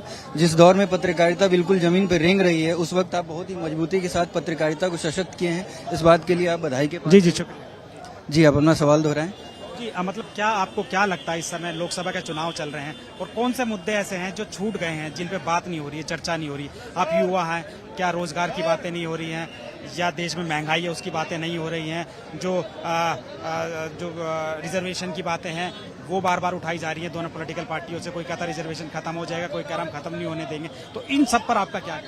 जी, जैसा कि आपने बताया कि मैं युवा हूँ और हम लोग युवा के लिए सबसे जो अहम चीज है वो है रोजगार की बातें। जब 2014 में मोदी जी की सरकार आई थी, उस वक्त अगर हम कंपेयर करें उस समय की सिचुएशन में, तो उस समय ये नहीं कहा गया था कि राम मंदिर के मुद्दे पे आएंगे या हिंदू तो कोई तगड़ा कोई मुद्दा नहीं था। उस वक्त ये था कि ठीक है, अभी मनमोहन सिंह की सरकार से बेहतर इन्होंने सपने दिखाए। जैसे इन्होंने तो 2014 में जी, मैंने खुद बीजेपी को वोट दिया क्योंकि उस वक्त उन्होंने गुजरात मॉडल को बेच दिया, जो कि कहीं था ही नहीं जमीन पे। उसकी पोल खुल गई है, पोल पट्टी पूरी तरह से खुल चुकी है। 2019 में भी इनकी लुटिया डूब चुकी थी। वो अचानक से पुलवामा की घटना हुई, उसके आड़ में इनके सारी नाकामियां छिप गई। ये हो गई 19 की बात। अब 10 साल बहुत लंबा समय होता है जिसमें कि किसी भी सरकार को अपने जो भी इन्होंने वादे किए हैं उन पे इनको रिपोर्ट कार्ड लेके जाना चाहिए। तो ये बजाय इसके जाने के तो मटन मछली, कौन मछली खाएगा, कौन क्या करेगा, शमशान कब्रिस्तान, हिंदुस्तान पाकिस्तान, हिंदू मुस्लिम, ये नैरेटिव से आदमी का रोजी रोजगार नहीं चल रहा है। भुखमरी की स्थिति है। आप ये देखिए, इंडेक्स में जितने भी इंडेक्स हैं, सारे इंडेक्स में क्रमशः जो है भारत की स्थिति नीचे गिरती जा रही है। चाहे वो भुखमरी की इंडेक्स हो या आप प्रेस फ्रीडम इंडेक्स की बात करें, सारे इंडेक्स में ये हमारी जो सरकार की है वो नाकामी स्पष्ट दिखती है। तो मैं ये पूछना चाहूंगा कि हमारे प्रधानमंत्री हैं जिन्होंने वोट किया और जिन्होंने नहीं वोट किया, मतलब आप ये देखिए कि 2019 के चुनाव में इनको प्रचंड, इनका जब कहा जाता है कि ये सबसे सर्वश्रेष्ठ दौर पे थे, तब इन्हें 37% वोट मिला है। मतलब इनके खिलाफ 67% जनता उस वक्त भी थी। अभी क्या हुआ है, इनकी बेचैनी बौखलाहट क्या है? इनकी बौखलाहट बेचैनी ये है कि जितने भी अपोजिशन दल हैं वो सारे इस बार बिखरे हुए नहीं है, सारे यूनाइटेड हैं। और सारे लोग जो चाहे तेजस्वी यादव बिहार में हो, कर्नाटक में की बात कर लीजिए, आप यूपी की बात कर लीजिए, सब लोग अब मुद्दे की बात कर रहे हैं। बहुत हो गई झूठ और जुमले की सरकार। 10 साल हो गई भाई, बहुत समय होता है ये। और इस बार सब लोग, चाहे व्यापारी हो, कृषक हो, महिला हो, युवा हो, संविधान बचाने वाले वर्ग हो, क्योंकि ये नैरेटिव मैं आपको बताऊं, मैं भी इतने दिनों से क्षेत्र में काफी दिन से मैं भ्रमण कर रहा हूँ। संविधान ये खत्म करने जा रहे हैं, इसमें कहीं भी किसी भी तरह से किसी को शंका शुबा नहीं रहना चाहिए, क्योंकि जैसा कि आप जान रहे हैं, मैं बता रहा हूँ, इसी बात को मैं बता रहा हूँ, क्योंकि आपको ही पता है कि बहुमत लाने के लिए 272 सीटें चाहिए। इनके सांसद लल्लू सिंह, ज्योति मिर्धा, हमारे रील वाले, हमारे रामायण वाले प्रभु श्री राम, इन्होंने स्पष्ट बयान दिया है कि हम संविधान बदलेंगे। यानी कि और अगर ये कहते हैं प्रधानमंत्री कि हम संविधान नहीं बदलना चाहते हैं, तो ये इन लोगों पे कार्रवाई करनी चाहिए। इन्होंने कार्रवाई भी नहीं करी, ना उनका टिकट काटा। इसका मतलब इन्होंने छिपे तौर पे ये बिल्कुल इन्होंने मन बना रखा है कि हमें 400 सीटें दीजिए और हम संविधान की ऐसी की तैसी करेंगे। तो जो बाबा साहब अम्बेडकर की दी हुई धरोहर है, उसको ये नेस्त नाबूद करना चाहते हैं। और ये देश संविधान से नहीं, आरएसएस के जो एजेंडा है, जो ये पांचजन्य है या फिर बंच ऑफ थॉट्स है, उसके हिसाब से ये देश को चलाना चाहते हैं। तो इस देश का युवा, बेरोजगार, महिला, कृषक हो या मजदूर हो, सभी वर्ग, सभी जाति, धर्म, वर्ग, समुदाय, चाहे वो किसी भी क्षेत्र से आते हो, सभी लोग परेशान हैं। और ये आप अपने कैमरामैन से कहेंगे तो आपको यहाँ पे हर कलर के झंडे दिखेंगे, चाहे वो आम आदमी के हो, चाहे जय भीम को हो, चाहे कांग्रेस के हो, चाहे सीपीआई के हो, चाहे और भी लोग, जो लोग की सिर्फ समर्थन कर रहे हैं, जो किसी भी दल से नहीं जुटे हैं, किसी भी समुदाय से नहीं जुड़े हैं, वो इसलिए आए हैं कि नहीं, संविधान हमारा खतरे में है और ये आखिरी चुनाव है, इस चुनाव को हम ऐसे ही नहीं जाने देंगे। इसलिए ये लड़ाई बहुत ही स्पष्ट है और मनोज तिवारी यहाँ से कम 5 लाख वोटों से हारने वाले हैं। इसमें कहीं भी किसी भी तरह की शक की कोई गुंजाइश नहीं है। आप स्टूडेंट हैं या क्या करते हैं? मैं स्टूडेंट हूँ। मैं स्टूडेंट हूँ। क्या कर रहे हैं? मैं प्रैक्टिस करता हूँ 30 हजारी और दिल्ली हाईकोर्ट में। अच्छा, आपकी जानकारी काफी है, अच्छी है और बहुत अच्छी जानकारी है, इसलिए आपको बधाई। मुझे बताइए कि क्या युवाओं की इस समय जो है, आप एक व्हाट्सएप यूनिवर्सिटी भी चल रही है और एक जेएनयू जैसी यूनिवर्सिटी भी है। जब बात आती है जेएनयू की यूनिवर्सिटी की बात आती है, तो मैं बताना चाह रहा हूँ, इनका बहुत ही सोचा समझा रणनीति है आरएसएस की, कि सबसे पहले जिनसे आप मुकाबला न कर सको, उनको बहुत ही सिस्टमैटिक ढंग से पहले इन्होंने राहुल गांधी को डिस्क्रेडिट किया। 1000 10,000 करोड़ करके न जाने कितनी अमाउंट को लेके इन्होंने उनकी छवि ध्वस्त करने की कोशिश की। हमारे आदरणीय नेता श्री राहुल गांधी जी ने चल के 10,000 किलोमीटर इनके जो इमेज इन्होंने बिल्ड किया था, उसको ध्वस्त करने का काम किया। उसी तरह से अब आइए जेएनयू में एंट्रेंस निकाल के बच्चे, गरीब के बच्चे जो शोषित हैं, दलित हैं, पिछड़े हैं, हरिजन हैं, सारे लोग वहां एंट्रेंस निकाल के अपनी मेरिट पे जाते हैं। तो सबसे पहले ये उनको डिस्क्रेडिट करने का कोशिश करते हैं। अगर ये इतनी ही खराब यूनिवर्सिटी है, तो मैं इनसे ये पूछना चाहता हूं कि जब ये सर्वे करते हैं, जब डाटा रिलीज करती है ह्यूमन रिसोर्स डेवलपमेंट, जो एजुकेशन मिनिस्ट्री के तहत जो डाटा रिलीज होता है, हर बार यूनिवर्सिटी ये कैसे टॉप करती है? भाई, ये कोई विपक्ष का कोई ऑर्गेनाइजेशन तो है नहीं जो सर्वे करता है, या कोई विदेशी संगठन भी नहीं है। आप ही की ऑर्गेनाइजेशन सर्वे कर रही है और आप ही का ये इस देश का एक प्रीमियम इंस्टीट्यूट है, वो टॉप कर रहा है। ये कहीं ना कहीं एक प्रोपेगेंडा होता है। किसी भी जिनसे ये लड़ नहीं पाते हैं, उनका ये कैरेक्टर असैसिनेशन करते हैं, चाहे वो महिला हो या ऑर्गेनाइजेशन हो। ये सोची समझी इनका ट्राइड एंड टेस्टेड इनका टेक्निक है। लेकिन ये अब लोग झांसी में आने वाले नहीं है, चाहे वो किसी भी दल, समुदाय, वर्ग के हों, चाहे किसी भी क्षेत्र के हों, जाति के हों, इनसे बंटवारे में आने वाले नहीं है लोग। अब मुद्दे, हक, हुकूक की बात कर रहे हैं, संविधान, आरक्षण की बात कर रहे हैं, इसकी बात ये करते नहीं है। जब पूछो कि भैया हमने हमारे लिए देश क्या करूं, राम मंदिर। भाई, राम मंदिर हमारी श्रद्धा है, मैं काली की पूजा करूं, मैं हनुमान की पूजा करूं। आप डिक्टेट करोगे कि मैं राम की पूजा, मेरे लिए राम भी उतने आदरणीय है जितनी काली माँ आदरणीय है। तो ये हमारी मतलब वे ऑफ लाइफ है। मैं कैसे प्रैक्टिस करूं, क्या प्रीच करूं? अगर हम बात करें नई शिक्षा नीति जो आ रही है, जो एससीईआरटी ने किताबों में कुछ परिवर्तन किया है, तो आपको क्या लगता है उससे? आप ये बताइए, जो नई शिक्षा नीति लाई है, इसमें वे बोलते हैं कि मैं महाराणा प्रताप का जिक्र तो करूंगा, लेकिन उसमें मुगल जो है अकबर के जिक्र नहीं होगा। अब ये बताइए कि क्या मुगल क्या अकबर के बिना मान सिंह का या राणा प्रताप का चर्चा संभव है? तो ये दिमाग से बेसिकली जो है ये पैदल हो चुके हैं। इनकी सोच इतनी जाहिल है कि गाय, गोबर, बछड़े, गोमूत्र की बातें करता है। मैं इनसे एक सवाल पूछना चाहता हूं कि मालिक, आप तो बछड़े से भी गए गुजरे हो, बछड़े को ये पता होता है कि दूध पिया जाता है और मूत्र नहीं पिया जाता है। ये तो ऐसी जाहिल जमात है, इन्होंने ऐसी फौज तैयार की है अंधभक्तों की, जिनको ये नहीं पता है कि गोमूत्र नहीं पिया जाता है। एक रिसर्च है जिससे पता चलता है। तो इनकी कार्यशैली पे समाज सवाल करना, मुझे लगता है कि कहीं न कहीं अपनी टाइम, एनर्जी वो बर्बाद करना है। इनसे आप सीधे मुद्दे की बात करिए, इसमें ये बगले झांकने लगते हैं। ये जागरूकता को बिल्कुल आप ये बताइए, केरल में ये एक भी सीटें क्यों नहीं जीतते हैं? ये साउथ में क्यों नहीं जीतते हैं? इसलिए क्यों नहीं जीतते जनता? क्योंकि वहाँ की जनता पढ़ी लिखी है। 98% लिटरेसी रेट है केरला में, वहाँ इनकी एक सीटें नहीं आती है। ये चाहते हैं कि लोग अनपढ़ रहें, अनपढ़ रहेंगे तो इनके झूठे सच्चे प्रोपेगेंडा में, चाहे राहुल गांधी की झूठी वीडियो हो या कन्हैया कुमार की फर्जी वीडियो, उनको प्रोपेगेट करेंगे। आईटी सेल इनकी बहुत तगड़ी है, इनको प्रोपेगेट करते हैं। इसीलिए अशिक्षित रखना इनकी जानबूझ के साजिश है ये, ताकि देख अशिक्षित रहे, इनके प्रोपेगेंडा को में फंसते रहे और अपनी जरूरी चीजों को भूल के इनके नैरेटिव में फंस जाए और फिर इनके हिसाब से इनका वोट बैंक का फसल लहलहाता रहे। ये इनकी साजिश है। अभी हाल ही में जो प्रधानमंत्री ने बयान दिया, आप भी जानते होंगे उसके बारे में, मंगलसूत्र, भैंस और ये सब, उसको आप किस नजरिए से? मंगलसूत्र, जैसा कि आपको आदरणीय प्रियंका गांधी जी ने इस बात को बहुत ही बुरी तरह से ध्वस्त किया। इन्होंने जो इंदिरा गांधी थी, उन्होंने उस समय अपना मंगलसूत्र देश की खातिर दिया। अरे जिनके परिवार के टुकड़े हो गए, राजीव गांधी, इंदिरा गांधी, जिन्होंने शहादत दी, और ये आरएसएस के लोग हैं जिन्होंने अपने हेडक्वार्टर पे मतलब 1992-2000 तक तिरंगा झंडा का अपमान किया, जिन्होंने ये कहा कि 3 तिगाड़ा और काम बिगाड़ा, वो दूसरे को देशभक्ति का सर्टिफिकेट देते हैं। इनको शर्म आना चाहिए। मतलब ये किस मुंह से बात करते हैं? मतलब मुझे शर्म आता है कि मैं इस देश का नागरिक हूँ और कैसी जमात के हाथ में ये देश का संचालन चल रहा है, मुझे शर्म आती है। मैं किसी पार्टी, किसी संगठन, किसी दल से नहीं जुड़ा हूँ। मुझे लगता है कि आज देश और संविधान खतरे है। मेरा भी फर्ज है। मुझे लगा आपने कांग्रेसी बैठ के एनसीईआरटी पढ़ नहीं सकता हूँ। जब देश बचाने और देश बेचने का लड़ाई चल रहा हो ना, तो मैं ये नहीं कह सकता हूँ मैं भैया एनसीईआरटी पढ़ रहा था। मैं नहीं कर सकता हूँ। मैं बचाऊंगा, चाहे वो गिलहरी भी अपना एक छोटे प्रयास से प्रयास करता है और हाथी भी अपना एक प्रयास करता है। मैं गिलहरी का काम कर रहा हूँ, मुझे खुशी है। मैं जब चेहरे आईने में देखूं तो मुझे फक्र हो कि मैंने बचाने के लिए, जब जमात खड़ी थी, जब स्पष्ट लड़ाई हो रही थी, मैं उस वर्ग में था। मुझे इस बात का प्राउड है और मैं किसी दल, किसी संगठन, किसी उससे नहीं हूँ। बहुत बहुत शुक्रिया, आपको बहुत जानकारी है, बहुत बढ़िया। और आपकी पत्रकारिता के लिए आपका बहुत बहुत आभार जी। बिल्कुल बिल्कुल, हम लोग जो है बिल्कुल हम बात करें। क्या नाम है आपका? सर राकेश दासवान। अच्छा राकेश जी, ये बताइए आप यहाँ क्यों आए? सबसे पहले तो मुझे सर, हम इसलिए आए हैं कि हमारा जो आज देश है वो बहुत गलत मोड़ पे जा रहा है। तो देखो, देश और लोकतंत्र से देश चलता है और देश जब भी सुरक्षित होता है जब हम सब सुरक्षित होंगे। और दूसरा है कि आज जो आपको क्यों कैसे लगता है कि देश गलत मोड़? नहीं, देखो गलत मोड़ पे ये कि आज कोई किसी की सुनने को राजी नहीं है। युवाओं की सुनी नहीं जाती, किसानों की सुनी नहीं जाती, दलितों की सुनी नहीं जाती, माइनॉरिटी की सुनी नहीं जाती, किसी भी वर्ग की सुनी नहीं जाती। तो मतलब करते क्या है?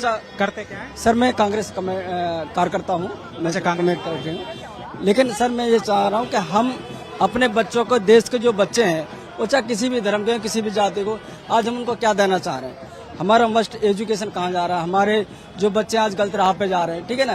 तो हमारे यह कि देश में शिक्षा बढ़े, लोगों के रोजगार बढ़े, लोग महंगाई से त्रस्त है, उनको थोड़ा राहत मिले, ताकि बच्चे अपने फ्यूचर में अपने कुछ कर। देखो आजकल के जो बच्चे हैं, जो माँ बाप हैं, वो कैसे कैसे अपने बच्चों को पढ़ाते हैं। क्या वो बच्चों को पढ़ा के क्या पकौड़े बेचने का वाला बनाएंगे?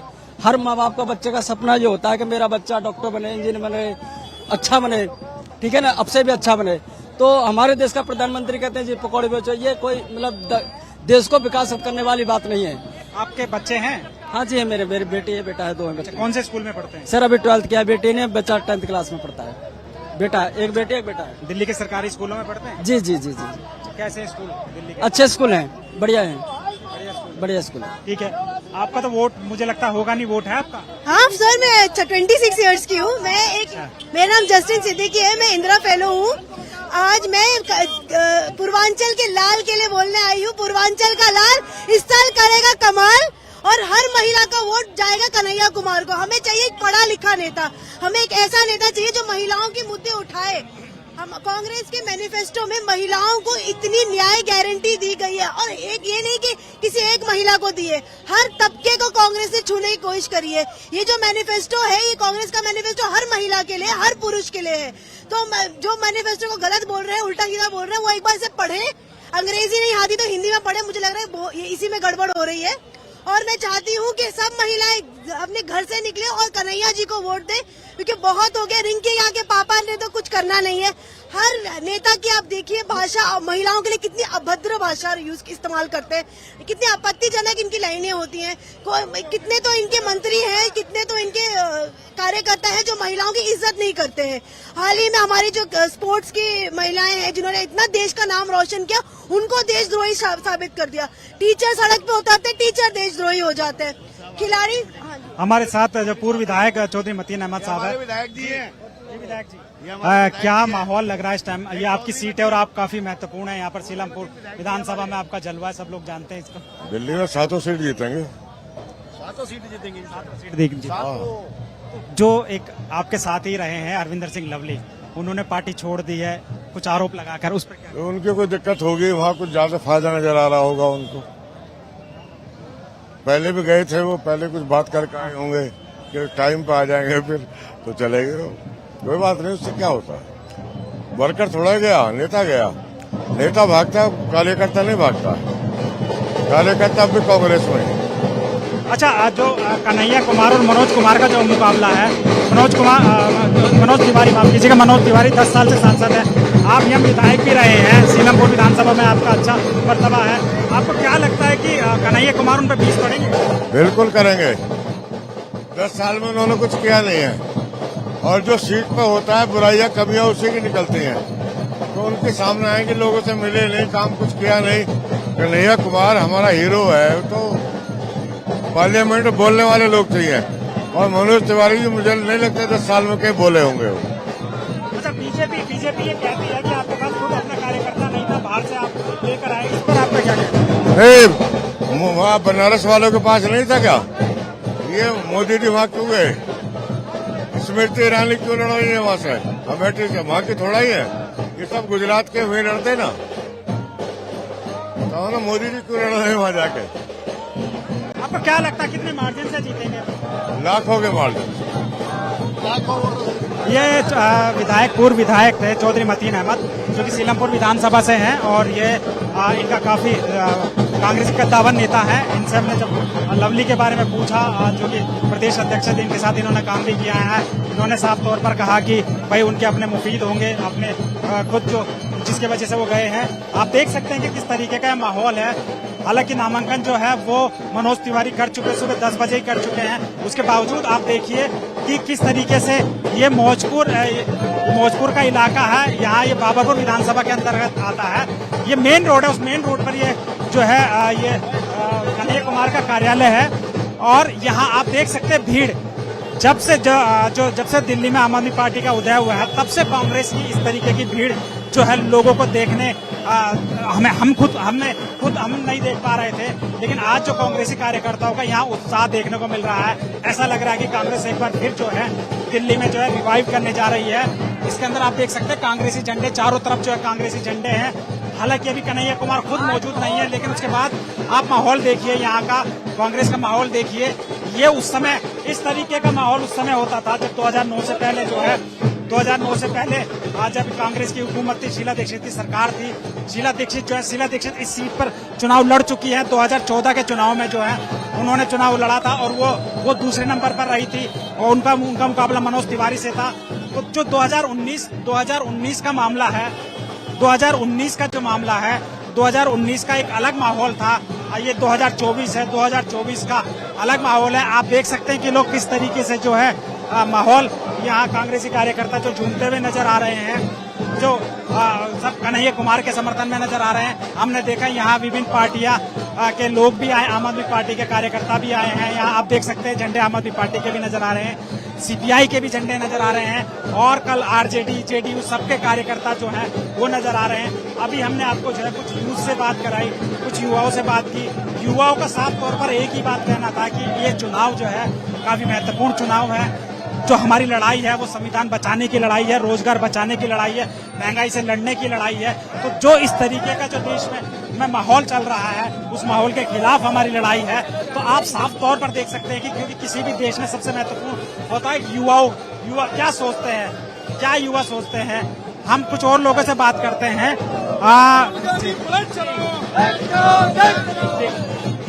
क्या कहना आपका, यहाँ क्यों? आज दो इंडिया गठबंधन के प्रत्याशी हैं हमारे श्री डॉक्टर कन्हैया कुमार जी, वो आज अपना नामांकन करने जा रहे हैं, और तमाम लोगों में उत्साह है। तमाम लोग उसमें आज नामांकन, हम सब लोग सम्मिलित हुए उसमें। क्या नाम है आपका? मेरा नाम नफीस मलिक है। क्या करते हैं नफीस? मैं अभी सुभाष मोहल्ला वार्ड 233 बाबरपुर विधानसभा का है, उसका पूर्व प्रत्याशी रहा हूँ कांग्रेस पार्टी का जी। ऑल इंडिया कांग्रेस कमेटी में नेशनल कोऑर्डिनेटर हूँ मैं।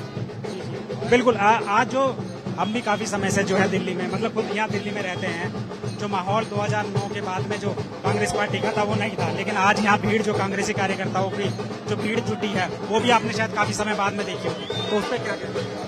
मैं ये कहूंगा कि काफी समय से झूठ का बोलबाला था देश के अंदर, जो नफरत की आंधी थी वो उसकी पोल खुल चुकी है। जो गंगा जमनी तहजीब थी देश के अंदर, उसको तोड़ने का काम किया गया है। देश की मेजोरिटी को और माइनॉरिटी को ये बात आज समझ में आ चुकी है कि इससे कोई देश का भला नहीं होगा, देश का नुकसान है। इसलिए लोगों में उत्साह है। पहले लोग कहते थे ना कि निकलो बाहर मकानों से, जंग लड़ो बेईमानों से। तो ये लड़ाई कांग्रेस पार्टी, इंडिया गठबंधन, भाजपा की नहीं है। ये लड़ाई सीधी भाजपा और संविधान की लड़ाई है। अगर जीतेगा इंडिया गठबंधन तो देश का संविधान जीतेगा, और अगर इंडिया गठबंधन हारेगा तो देश का संविधान हारेगा। जिस तरह से मोदी जी ने ईडी, सीबीआई तमाम संस्थाओं को पंगु बना के रख दिया है, ये उसके खिलाफ आक्रोश है लोगों का। लेकिन आपके जो प्रदेश अध्यक्ष खुद थे अरविंदर सिंह लवली, उन्होंने कन्हैया कुमार और जो उदित राज पर आरोप लगाकर पार्टी से इस्तीफा दे दिया कि ये लोग बाहरी लोगों को इन्होंने टिकट दिया। देखिए, उन्हें आरोप, शायद वो खुद प्रत्याशी थे, टिकट मांग रहे थे कहीं ना कहीं, और अगर वो भाजपा में नहीं जाते, पहले उनका बयान था कि मैंने तो अध्यक्ष से इस्तीफा दिया है, कांग्रेस पार्टी का कार्यकर्ता हूं। जिस तरह से कल वो भाजपा में गए हैं, इससे मालूम पड़ता है कि उनके मन में कुछ था और दिमाग में कुछ और था। डॉक्टर कन्हैया कुमार की कहीं कोई मुखालफत नहीं है। पूरे जमुना पार्क के अंदर, नॉर्थ ईस्ट लोकसभा के अंदर खाली कांग्रेस, आम आदमी नहीं, जो आम वोटर है, जिसका काम सिर्फ वोट करना है, वो भी डॉक्टर कन्हैया कुमार के साथ कंधे से कंधा मिलाकर खड़ा है। तो आप लोग कैसे करेंगे कि अभी आपका एक विधायक भी नहीं है, काउंसलर भी शायद 8 काउंसलर है 270-72 में से, तो आप लोग कैसे, क्या सोच रहे हैं कि आम आदमी पार्टी का जो आपको साथ मिला है उससे आपको कुछ उम्मीद है? कांग्रेसी कार्यकर्ता खड़ा हुआ है, आम आदमी पार्टी के जो हमारे सहयोगी हैं वो भी कार्य कर रहे हैं, और ये कोई जो 2 सांसद वाली पार्टी देश की हुकूमत पर आसीन है, तो कांग्रेस तो भी बहुत बड़ा जनसमूह है। कांग्रेस का कार्यकर्ता पूरे देश में मौजूद है आज भी। तो जो अभी तो खैर मैं आपको बता दूं, उन्होंने नामांकन कर दिया सुबह 10 बजे ही, वो कुछ पार्टी के सीनियर नेताओं के साथ जाके नामांकन करके आ गए हैं। हाँ, कन्हैया कुमार जी ने, तो मुझे लगता है उसके बाद शायद इस रोड शो को वो लोग संबोधित करें। लेकिन आज जो भीड़ है, हमने काफी लोकसभा की सीटें दिल्ली में भी देखी, वो है, लेकिन जिस तरीके से आज कार्यकर्ता मौजूद आ रहा है, तो आप लोगों को बधाई कि एक बार दोबारा आप कांग्रेस को जितना करें। नहीं, मैं बधाई हम लोगों की नहीं है, बधाई हर उस कांग्रेसी कार्यकर्ता की है जो कंधे से कंधा मिलाकर इस धूप में सजग प्रहरी की तरह अपने मुल्क से, भारत से प्यार करता है। वो इसके लिए बाहर निकला है कि मोदी जी देश के संविधान को बदलना चाहते हैं, मोदी जी देश के ताने बाने को तोड़ना चाहते हैं, गंगा जमनी तहजीब को तोड़ना चाहते हैं। ये उसके खिलाफ रोडों पे आक्रोश है। कांग्रेस का कार्यकर्ता तो है इसमें, लेकिन बड़ी तादाद में जो आम वोटर है, जो किसी पार्टी का कार्यकर्ता नहीं है, आज वो भी इसमें मौजूद है। कि किसी भी तरह 2024 के अंदर मोदी जी को अलविदा करनी है, इनका झोला इनके हाथ में देना है, जहां से आए वहीं भेजेंगे इनको। जी, बहुत बहुत शुक्रिया आपसे। ये कांग्रेसी कार्यकर्ता थे, इनमें काफी उत्साह है, आप देख सकते हैं। कुछ और लोगों से हम बात कराने की कोशिश करेंगे। जो ये सीट है, नॉर्थ ईस्ट की जो सीट है, वो जो है वो इस समय काफी जो हॉट सीट एक तरीके से बन गई है, क्योंकि यहाँ से जो है कन्हैया कुमार वो चुनावी मैदान में है, और मनोज तिवारी, भाजपा के मनोज तिवारी है। हालांकि कन्हैया कुमार पर यह आरोप भाजपा लगा रही है कि भारी उम्मीदवार है, कांग्रेस का कोई कार्यकर्ता, कांग्रेस के कोई स्थानीय कार्यकर्ताओं को टिकट देना चाहिए। लेकिन वहीं कांग्रेस का भी आरोप है कि 2014 में मनोज तिवारी भी बाहरी थे। तो जब वो बाहरी थे और कन्हैया कुमार तो खुद कांग्रेस पार्टी में है और कांग्रेस के अहम पदों पर वो तैनात हैं, तो उसके तो ये इस तरीके का आरोप कैसे लगाया जा सकता है? तो मैं आपको, ये रोड शो की शुरुआत अभी होने वाली है, आप देख सकते हैं कुछ लोग यहाँ आ गए हैं। आप सब सीपीआई के झंडे, आम आदमी पार्टी के सभी के झंडे, हम कुछ आम आदमी पार्टी के लोगों से बात करेंगे, क्योंकि वो भी गठबंधन का अहम सहयोगी है। इस समय हम कुछ बात करेंगे आप? हाँ जी, बिल्कुल करेंगे सर। जी, क्या नाम है आपका? मेरा नाम गुल्लू है। तो आप आम आदमी पार्टी से? बिल्कुल आम आदमी पार्टी। तो ये तो कन्हैया कुमार की रैली है, तो आप कन्हैया कुमार को सपोर्ट करने आए? बिल्कुल सपोर्ट करेंगे सर। लोकतंत्र बचाना है, देश की युवा के लिए काम करवाना है। अगर हमारी सरकार कोई भी बनती है लोगों को काम के लिए, तो हमें क्या चाहिए? कोई भी पार्टी हो, हमें काम चाहिए और नौकरियां चाहिए। जो लोग परेशान हो रहे हैं, कितनी परेशानियां हैं सर, ये बताइए आप। किसी पे खाने को नहीं है, कोई कैसे कैसे परेशान हो रहा है। अच्छा, जो कांग्रेस और आम आदमी पार्टी का गठबंधन है, तो क्या आपको पूरा सहयोग कांग्रेस की तरफ से मिल रहा है? बिल्कुल बिल्कुल कांग्रेस की तरफ से मिल रहा है। और आप कांग्रेस को लड़वाएंगे। इस लोकसभा के अंदर 7 सीटें जो हैं वो आम आदमी पार्टी के पास में है, कांग्रेस के पास एक भी नहीं है। तो क्या आप इतना सपोर्ट करेंगे कि कांग्रेस का जो प्रत्याशी है वो जीतेगा? हम इतनी सपोर्ट करेंगे, हम चाहेंगे कि सातों के साथ वापसी हमारी कांग्रेस की भी आए। भाई साहब, कांग्रेस पार्टी बुरी नहीं, अच्छी है। कांग्रेस पार्टी जो निकाल लिया उसके लिए हमारे लिए तो बहुत अच्छी बातें हैं। जवाब दो जी। कुछ बोलेंगे आप? क्या कहना?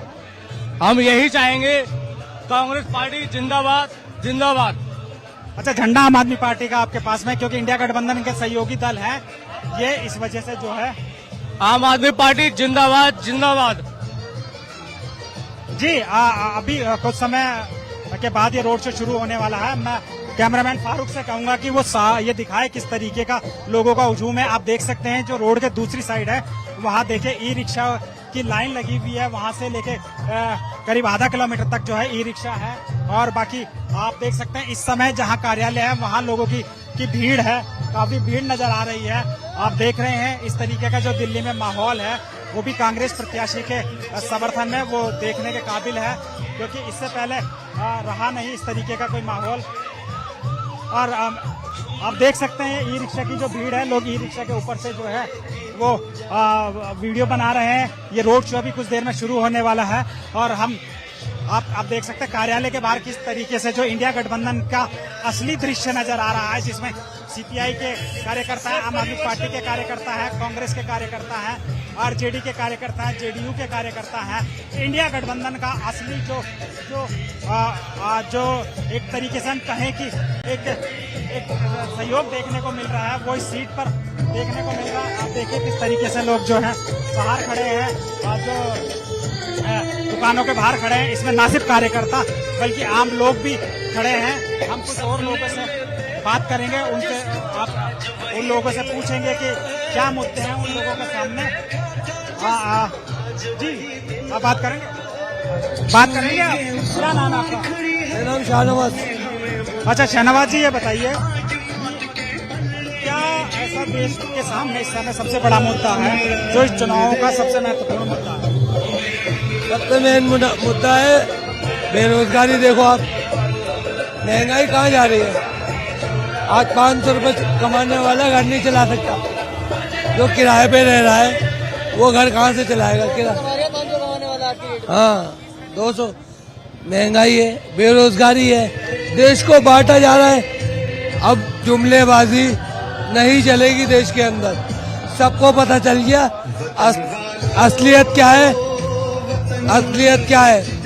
और अब जो चुनाव होगा वो लोकतंत्र को बचाने का है, संविधान को बचाने का है, देश को बचाने का है। और दिल्ली के अंदर तो वैसे भी 35 सालों से बीजेपी है ही नहीं। देखो 25 साल शीला दीक्षित थी या 20 साल, उसके बाद 10 साल झाड़ू आ गई, अभी 10 साल से एनसीडी में बीजेपी थी, उसका चोपड़ा साफ हो गया। अब जो सांसद है उनका भी चोपड़ा साफ होने जा रहा है। आप पूरी दिल्ली के अंदर कहीं भी सही चुनाव कराओ और सर्वे करो, एक सीट भी नहीं आएगी भारतीय जनता पार्टी की। जुमलेबाजी खत्म हो चुकी, सबको पता है असलियत क्या है, एक सीट भी नहीं आएगी। दिल्ली की 7 सीटों पर इंडिया अलायंस और इंडिया गठबंधन भारी बहुमत से जीत रही है। आप यहाँ पे जनता का मूड देख सकते हैं और जनता के विचारों को देख सकते हैं। असलियत को कोई नहीं छुपा सकता। अब जनता का मूड बदल चुका है, पूरे देश के अंदर इंडिया गठबंधन भारी बहुमतों से जीतनी जा रही है। आप देख सकते हैं बच्चे भी हैं, वो झंडे और टोपी लेके जो है वो घूम रहे हैं, समर्थन कर रहे हैं। हालांकि बच्चे हैं, बच्चों को तो एक शौक होता है इस तरीके की रैली। और मैं अपने आप को ढोल बज रहे हैं, ढोल नगाड़े बज रहे हैं, लोगों में काफी माहौल है। आप देख सकते हैं कि ये किस कदर कार्यालय के बाहर भीड़ लगी है। कुछ ही देर में यहाँ कन्हैया कुमार पहुँच सकते हैं और वो इस रोड शो को शुरू करेंगे। हम एक बार आपको फिर ये बताना चाहते हैं कि आज नामांकन का अंतिम दिन है और जो है क्योंकि पहले ये सूचना थी कि कन्हैया कुमार यहाँ कार्यालय से आकर एक रोड शो निकालेंगे, उसके बाद जो है नामांकन करने जाएंगे, लेकिन शायद नामांकन का अंतिम दिन होने के कारण और समय से ना पहुंचने के कारण वो सुबह पहले नामांकन कर। जी, मुद्दे ही हैं सारे आज के टाइम में, सबसे ज्यादा मुद्दे ही हैं, और मुद्दे ऐसे हैं कि कन्हैया कुमार आने के बाद सारे सोल्व हो जाएंगे, क्योंकि आज के टाइम में यंग बंदे को टिकट दिया गया है और बहुत ही ज्यादा से लोग उससे अट्रैक्टिव हैं, यंग भी और वैसे भी हर कोई क्या कहते हैं, जहाँ भी पार्कों में जाओ, कहीं भी जाओ, सब कन्हैया कन्हैया गा रहे हैं आज के टाइम में। मनोज तिवारी जी ने तो आके देखा ही नहीं 10 सालों में एक दफा भी, और आज के टाइम में हमारे ये विधायक कन्हैया कुमार कितने वोटों से जीतेंगे? कन्हैया कुमार कम से कम 3 लाख वोटों से जीत के जा रहे हैं उत्तर पूर्वी लोकसभा सीट से। बात ये चल रही है, यहाँ पर मैं सुबह से सुन रही हूँ कि मनोज तिवारी की जमानत जो है जब्त होगी, तो क्या बाकी में मनोज तिवारी की जमानत इस बार जो है जब्त होगी? देखिए, मनोज तिवारी जी ने आज तक कोई काम तो किया नहीं। जैसे उनके प्रधानमंत्री जुमलेबाजें लंबी लंबी फेंकते हैं, तो उन्हीं के दम पे वो जीतते रहे। मनोज तिवारी दिखाई भी नहीं देते, ना ही उन्होंने कोई काम किया। मैं तो पूछता हूँ, एक काम बता दें मनोज तिवारी इस लोकसभा सीट से जिन्होंने किया हो। उन्होंने आज तक कोई काम नहीं किया, सिर्फ जुमलेबाजी से गाना बजाकर, गाने सुनाकर लोगों को जीता है। लेकिन इस बार कन्हैया कुमार आने के से, इंडिया गठबंधन के आने से उसकी जमानत जब्त करा के भेजेंगे हम इस बार। क्या कहना चाहेंगे आप? हम सबको पता है भारत लोकतांत्रिक देश है, यहाँ पर सबको अपना अधिकार है। आम आदमी पार्टी इतना अच्छा काम कर रही थी कि 8 साल में राष्ट्रीय पार्टी बन गई, पूरे देश में वाई, तो ये तो अच्छी बात है, खुश होना चाहिए। अब यहाँ पर जो है बीजेपी गुंडागर्दी तानाशाही पे आ गई, ईडी का इस्तेमाल करके सारे काम रोक के हमारे नेताओं को जेल में डाल दिया, तो जनता इतनी नाराज है, इसका ऐसा जवाब मिलेगा। मनोज तिवारी की जमानत 100% जब्त होगी, बल्कि देश में अब की बार बीजेपी की करारी हार होनी है, ये तय है, निश्चित है। सबसे पहले तो टीवी लाइव को बहुत बहुत बधाई, आप बहुत अच्छी न्यूज दिखाते हैं और बहुत पॉपुलर चैनल हो रहा है आपका। हम हमेशा इसी को देखते हैं, बाकी गोदी मीडिया में तो विश्वास रहा नहीं, तो आपका चैनल बहुत पॉपुलर हो रहा है। ऊपर वाले से दुआ है कि आप बहुत रात दिन चौगनी तरक्की करें और आपका नाम दे। लेकिन जो काम गोदी मीडिया कर रही है, कम से कम आज हमारे को टीवी लाइव पर विश्वास है कि सच्ची और अच्छी न्यूज दिखा रहा है। बहुत बहुत शुक्रिया आपका इसके लिए। लोग जो है लगातार जुड़ते जा रहे हैं और कुछ ही देर में जो है रोड शो शुरू होने वाला है। देख सकते हैं कि किस तरीके से लोगों की जो अब आपको हवा में सिर्फ और सिर्फ दिखाई देंगे। यहाँ पर जो झंडे हैं आपको आम आदमी पार्टी के, कांग्रेस के, CPIM के और भी जो पूरे हवा में जो है झंडे लहरा रहे हैं। बस कुछ ही देर में जो है रोड शो भी शुरू होने वाला है और हम कोशिश करेंगे आपको कि अपने चैनल के माध्यम से आपको यहाँ की एक एक तस्वीर जो है दिखाएं। तो कुछ लोग हैं, उनसे पूछना चाहेंगे किसकी हवा है इस बार, किसकी हवा है, किसकी सरकार आएगी? इस बार इंडिया गठबंधन की सरकार देश में बन रही है और वो साफ साफ तौर पर दिखाई भी दे रहा है। वोटर इतना साइलेंट है और इतना साइलेंट वोट डाल रहा है इस बार, आपने देखा होगा, क्योंकि जो जरूरी मुद्दे हैं ना, उन पर सरकार बात ही नहीं कर रही है। सरकार पिछले 10 सालों से लेकर अब तक जो जनता के जरूरी मुद्दे उनसे बचती हुई नजर आ रही है। और राहुल गांधी जी जनता के आवाज बनकर जनता के बिल्कुल जो जरूरी मुद्दे हैं वो लेकर जमीन पर उतरे और ग्राउंड रिपोर्ट जारी है और घर घर जाकर के कांग्रेस अपनी न्याय गारंटी बांट रही है।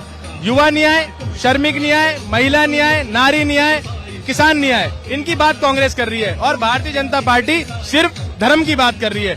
कुछ भी होता है, हिंदुस्तान, पाकिस्तान, मंदिर, मस्जिद, अब देश समझ चुका है, अब देश इन मुद्दों पे भटकने वाला नहीं है। 10 साल बाद भी आपके पास अब सुनने में ये आती है नरेंद्र मोदी जी ने देश को विश्व गुरु बना दिया, 5 ट्रिलियन की इकोनॉमी बना दी, सब कुछ कर दिया, फिर भी 10 साल बाद धर्म के नाम पे वोट मांगना पड़ रहा है, तो क्या फायदा? ये जनता अच्छी तरह समझ चुकी है। इस बार इंडिया गठबंधन की सरकार बन रही है देश में, नरेंद्र मोदी जी बहुमत से बहुत दूर है और ये RSS और भारतीय जनता पार्टी समझ भी चुकी है इस बात को। इसी को देखते हुए आपने कल देखा होगा नरेंद्र मोदी जी राम मंदिर पहुंच गए कल, है ना, तो वो नजर आ रहा है जनता को। मतलब डरे हुए नरेंद्र मोदी जी, डरे हुए, आप ये कहना चाह रहे हैं? डरे हुए? बिल्कुल डरे हुए हैं। एक बात बताइए, अगर मोदी जी डरे नहीं होते तो धर्म के नाम पे वोट क्यों मांग रहे हैं? आपने इतना काम किया, 10 साल में आपने जनता के लिए खूब काम किया। आप कहते हैं हम 5 किलो राशन दे रहे हैं, आप 5 किलो राशन के बदले ही गरीबों के, युवाओं के, किसानों के, सबके जो जरूरी मुद्दे उन 5 किलो राशन पे खत्म हो जाएंगे। 5 किलो राशन के बाद भी बाहर की बहुत दुनिया है, बहुत काम है, युवाओं को नौकरी चाहिए, लाठी डंडे मारे जा रहे हैं, पीटा जा रहा है, महिलाएं न्याय मांग रही है, किसान न्याय मांग रहा है, श्रमिक न्याय मांग रहा है, सब न्याय मांग रहे हैं, लेकिन नरेंद्र मोदी जी जवाब ही नहीं दे रहे, ना कोई प्रेस कॉन्फ्रेंस कर रहे, ना ही कोई मैनिफेस्टो अपना सही सा जारी किया। कांग्रेस के मैनिफेस्टो पे सवाल उठा रहे हैं। लोग उनसे बात करते हैं, वो क्या कहना चाहेंगे कि किन मुद्दों पर वोट देंगे, क्या कहना चाहेंगे आप? किन मुद्दों पर वोट देंगे? मैम आपको मैं ये बताना चाहता हूँ 2024 में खेला होगा और खेला होगा 2024 में खेला होगा, और ये खेला ऐसा होगा कि मोदी जी को झटका लगेगा बड़ा जोर का। जो मोदी जी ने झूठ बोलने का काम किया और पब्लिक को ठका उन्होंने, जितने वादे करे सारे वादे उनके फैल गए, एक भी वादा नहीं पूरा किया। बेरोजगारों को, गरीबों को, सबको उन्होंने मार दिया। और जेब भरा तो मोदी, वो अंबानी, अडानी, उन लोगों का जेब भरा। अमीर को अमीर बना दिया, गरीब को गरीब बना दिया, गरीब को जो है ना रोटी का मोहताज कर दिया। इसीलिए 2024 में खेला होगा, बस इससे ज्यादा कुछ नहीं कहना चाहूँगा। क्या कहना चाहेंगे? इनका कहना है कि 2024 में इस बार खेला होगा, तो वाकई में क्या खेला होगा? सत्ता बदलेगी? सत्ता 100% बदलेगी। ये झूठ की बुनियाद पर सरकार चल रही है, मोदी सरकार, और इन्होंने 3-4 अमीर आदमियों को पकड़ रखा है। गरीब गरीब होकर रह गया, अमीर अमीर हो गया जी, गरीब हो गया, अमीर खत्म कर दिए। हाँ, हिंदू मुस्लिम इसके अलावा कोई काम ही नहीं है। हिंदू मुस्लिम भाई भाई का खत्म करवा के आपस में दुश्मनी पैदा करवा दी, दिलों में फर्क पैदा कर दिया बीजेपी सरकार ने। अब से पहले हमारा भाईचारा था, सब एक होकर रहते थे। देखिए यहाँ जो है आपको और भी लोगों से बात कराने की हम कोशिश करेंगे। मैं अंदर की साइड जाती हूँ, भीड़ काफी ज्यादा है क्योंकि अभी कुछ ही देर में जो है रोड शो शुरू होने वाला है और लोग लगातार जो है आते जा रहे हैं, पार्टी के लोग आते जा रहे हैं। उनसे बात करने की कोशिश करेंगे। किन मुद्दों पर वोट देंगे आप? किन मुद्दों पर वोट देंगे आप? नेताजी से बुलवाइए। क्या कहना चाहेंगे? कन्हैया कुमार जो है इस बार, कन्हैया कुमार इस बार जो है पहली बार यहाँ से खड़े हो रहे हैं, तो क्या कहना चाहेंगे? वो जीतेंगे नहीं जीतेंगे? क्योंकि मनोज तिवारी ये कह रहे हैं कि हम तो उन्हें अपना चुनौती मानते ही नहीं है। मनोज तिवारी का ये कहना है। मनोज तिवारी 2 लाख वोटों से चुनाव हार चुके हैं। कन्हैया कुमार कांग्रेस पार्टी और गठबंधन के प्रत्याशी हैं। दिल्ली की 7 सीटों पर कांग्रेस आम आदमी पार्टी का गठबंधन जीतने जा रहा है। मनोज तिवारी ऑलरेडी 2 लाख वोटों से चुनाव हार चुके हैं। मनोज तिवारी को न मजदूर वोट दे रहा है, न युवा वोट दे रहा है, न महिला वोट दे रही है, न पूर्वांचली वोट दे रहा है, न अगड़ा दे रहा है, न पिछड़ा दे रहा है, न दलित दे रहा है, न मुसलमान दे रहा है। मनोज तिवारी को वोट कौन दे रहा है? मनोज तिवारी 1.5 लाख वोटों में सिमटने वाले हैं। 10 साल का जो उनका कारनामा है मनोज तिवारी का, वो 10 साल का कारनामा उत्तर पूर्वी दिल्ली के जनता के सामने है। न एक गली बनी, न एक नाली बनी, न एक विकास हुआ, न एक जनता का काम हुआ, न 10 साल वो जनता के बीच रहे। वो यहाँ से सांसद बन के जाते हैं और भोजपुरी फिल्मों में जाके काम करके रिंकिया के पापा बन के पैसा कमाते हैं। तो रिंकिया के पापा को जो है वो उत्तर पूर्वी की दिल्ली की जनता वो भोजपुरी फिल्म में परमानेंट काम देने जा रही है। अब उत्तर पूर्वी दिल्ली की जनता उनको यहाँ स्थान नहीं देगी। वो जीतना चुनौती तो बहुत दूर की बात है, मनोज तिवारी को कोई चुनौती नहीं मान रहा है। मनोज तिवारी यहाँ 1.5 लाख वोटों में सिमटने जा रहे हैं।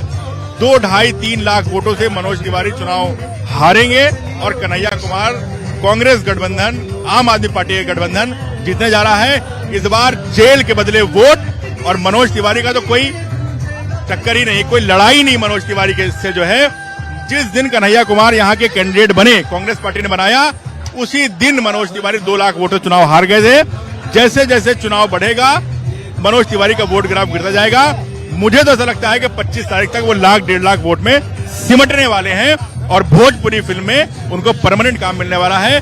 मनोज तिवारी जैसे बेशर्म आदमी को, जो महिलाओं का सम्मान न करना जानता हो, ऐसे आदमी को उत्तर पूर्वी की दिल्ली की जनता अब वोट नहीं देने जा रही है, बल्कि उनको वापस भोजपुरी फिल्मों में भेजने जा रही है। कहना है कि मनोज तिवारी को जो है भोजपुरी जो गायक है वहीं पर ही भेज देंगे, इनको राजनीति की समझ नहीं है और रिंकिया के पापा इस बार रोने वाले हैं, जीत नहीं पाएंगे। आप क्या कहना चाहेंगे? मैं ये कहूँगा कि हिंदुस्तान का जो नौजवान है, जो युवा है, जो देश का भविष्य है, आज उसका भविष्य पूरा धर्म है।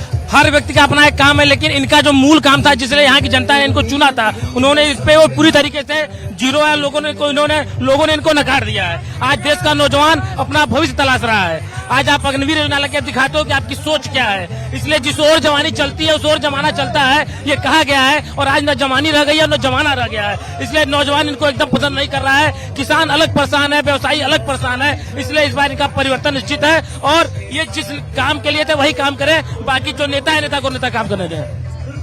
जी मैम, क्या कहना चाहेंगे आप रिंकिया के पापा?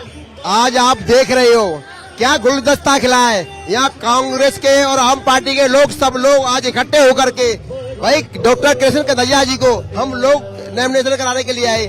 जो हमारे कन्हैया जी है सब जानते हैं, टीवी चैनलों पर भी देखा है। एक बड़े अच्छे सुलझे हुए लीडर है जिन्होंने देश नहीं विदेश में भी आज उनकी डिमांड है। क्यों डिमांड है? वो भविष्य है, वो युवाओं के भविष्य है। युवाओं की बात उठाते हैं, बेरोजगारी की बात उठाते हैं। और आज आप देख रहे हैं देश के अंदर क्या हालात है, उसके खिलाफ अगर कन्हैया कुमार है या हमारे राहुल गांधी जी है, ये दो शख्स ऐसे हैं जो उसके खिलाफ बोलते हैं। और आप देख रहे हैं अगर कोई भी बेरोजगारी के खिलाफ बोलता है या पूछता है या आज हालात जो हिंदू मुस्लिम की बात करते हैं वो देखता है तो बीजेपी वाले उसको जेल में डाल देते हैं। आज आपने देखा केजरीवाल जी को जेल में डाल रखा है। कांग्रेस के जो अकाउंट थे उनको सीज कर दिया था। लेकिन आज उसी की लड़ाई हम लोग लड़ रहे हैं। जो ये 400 पार कह रहे थे, आज आप देख रहे हैं कोई 400 पार नहीं है। आज ये घबरा रहे हैं, कहते रहिए साउथ में ये हाफ है और यूपी में ये सांप है। और आप देख रहे हैं आने वाले दिनों में आप देख रहे हो कि दिल्ली के अंदर हम 7 सीट जीतेंगे। गठबंधन है हमारा, इंडिया अलायंस है। और यूपी के अंदर देखा 2 चरण हुए थे, आपने देखा किस तरीके से लोगों ने वोट दिया है इंडिया अलायंस को,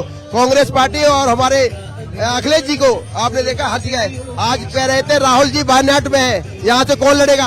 आपने देख लिया जो उनकी अमेठी सीट थी वहाँ पर एक कार्यकर्ता बहुत 40 साल से काम कर रहा था, उसे नहीं पता था कि मुझे भी कभी टिकट मिलेगा।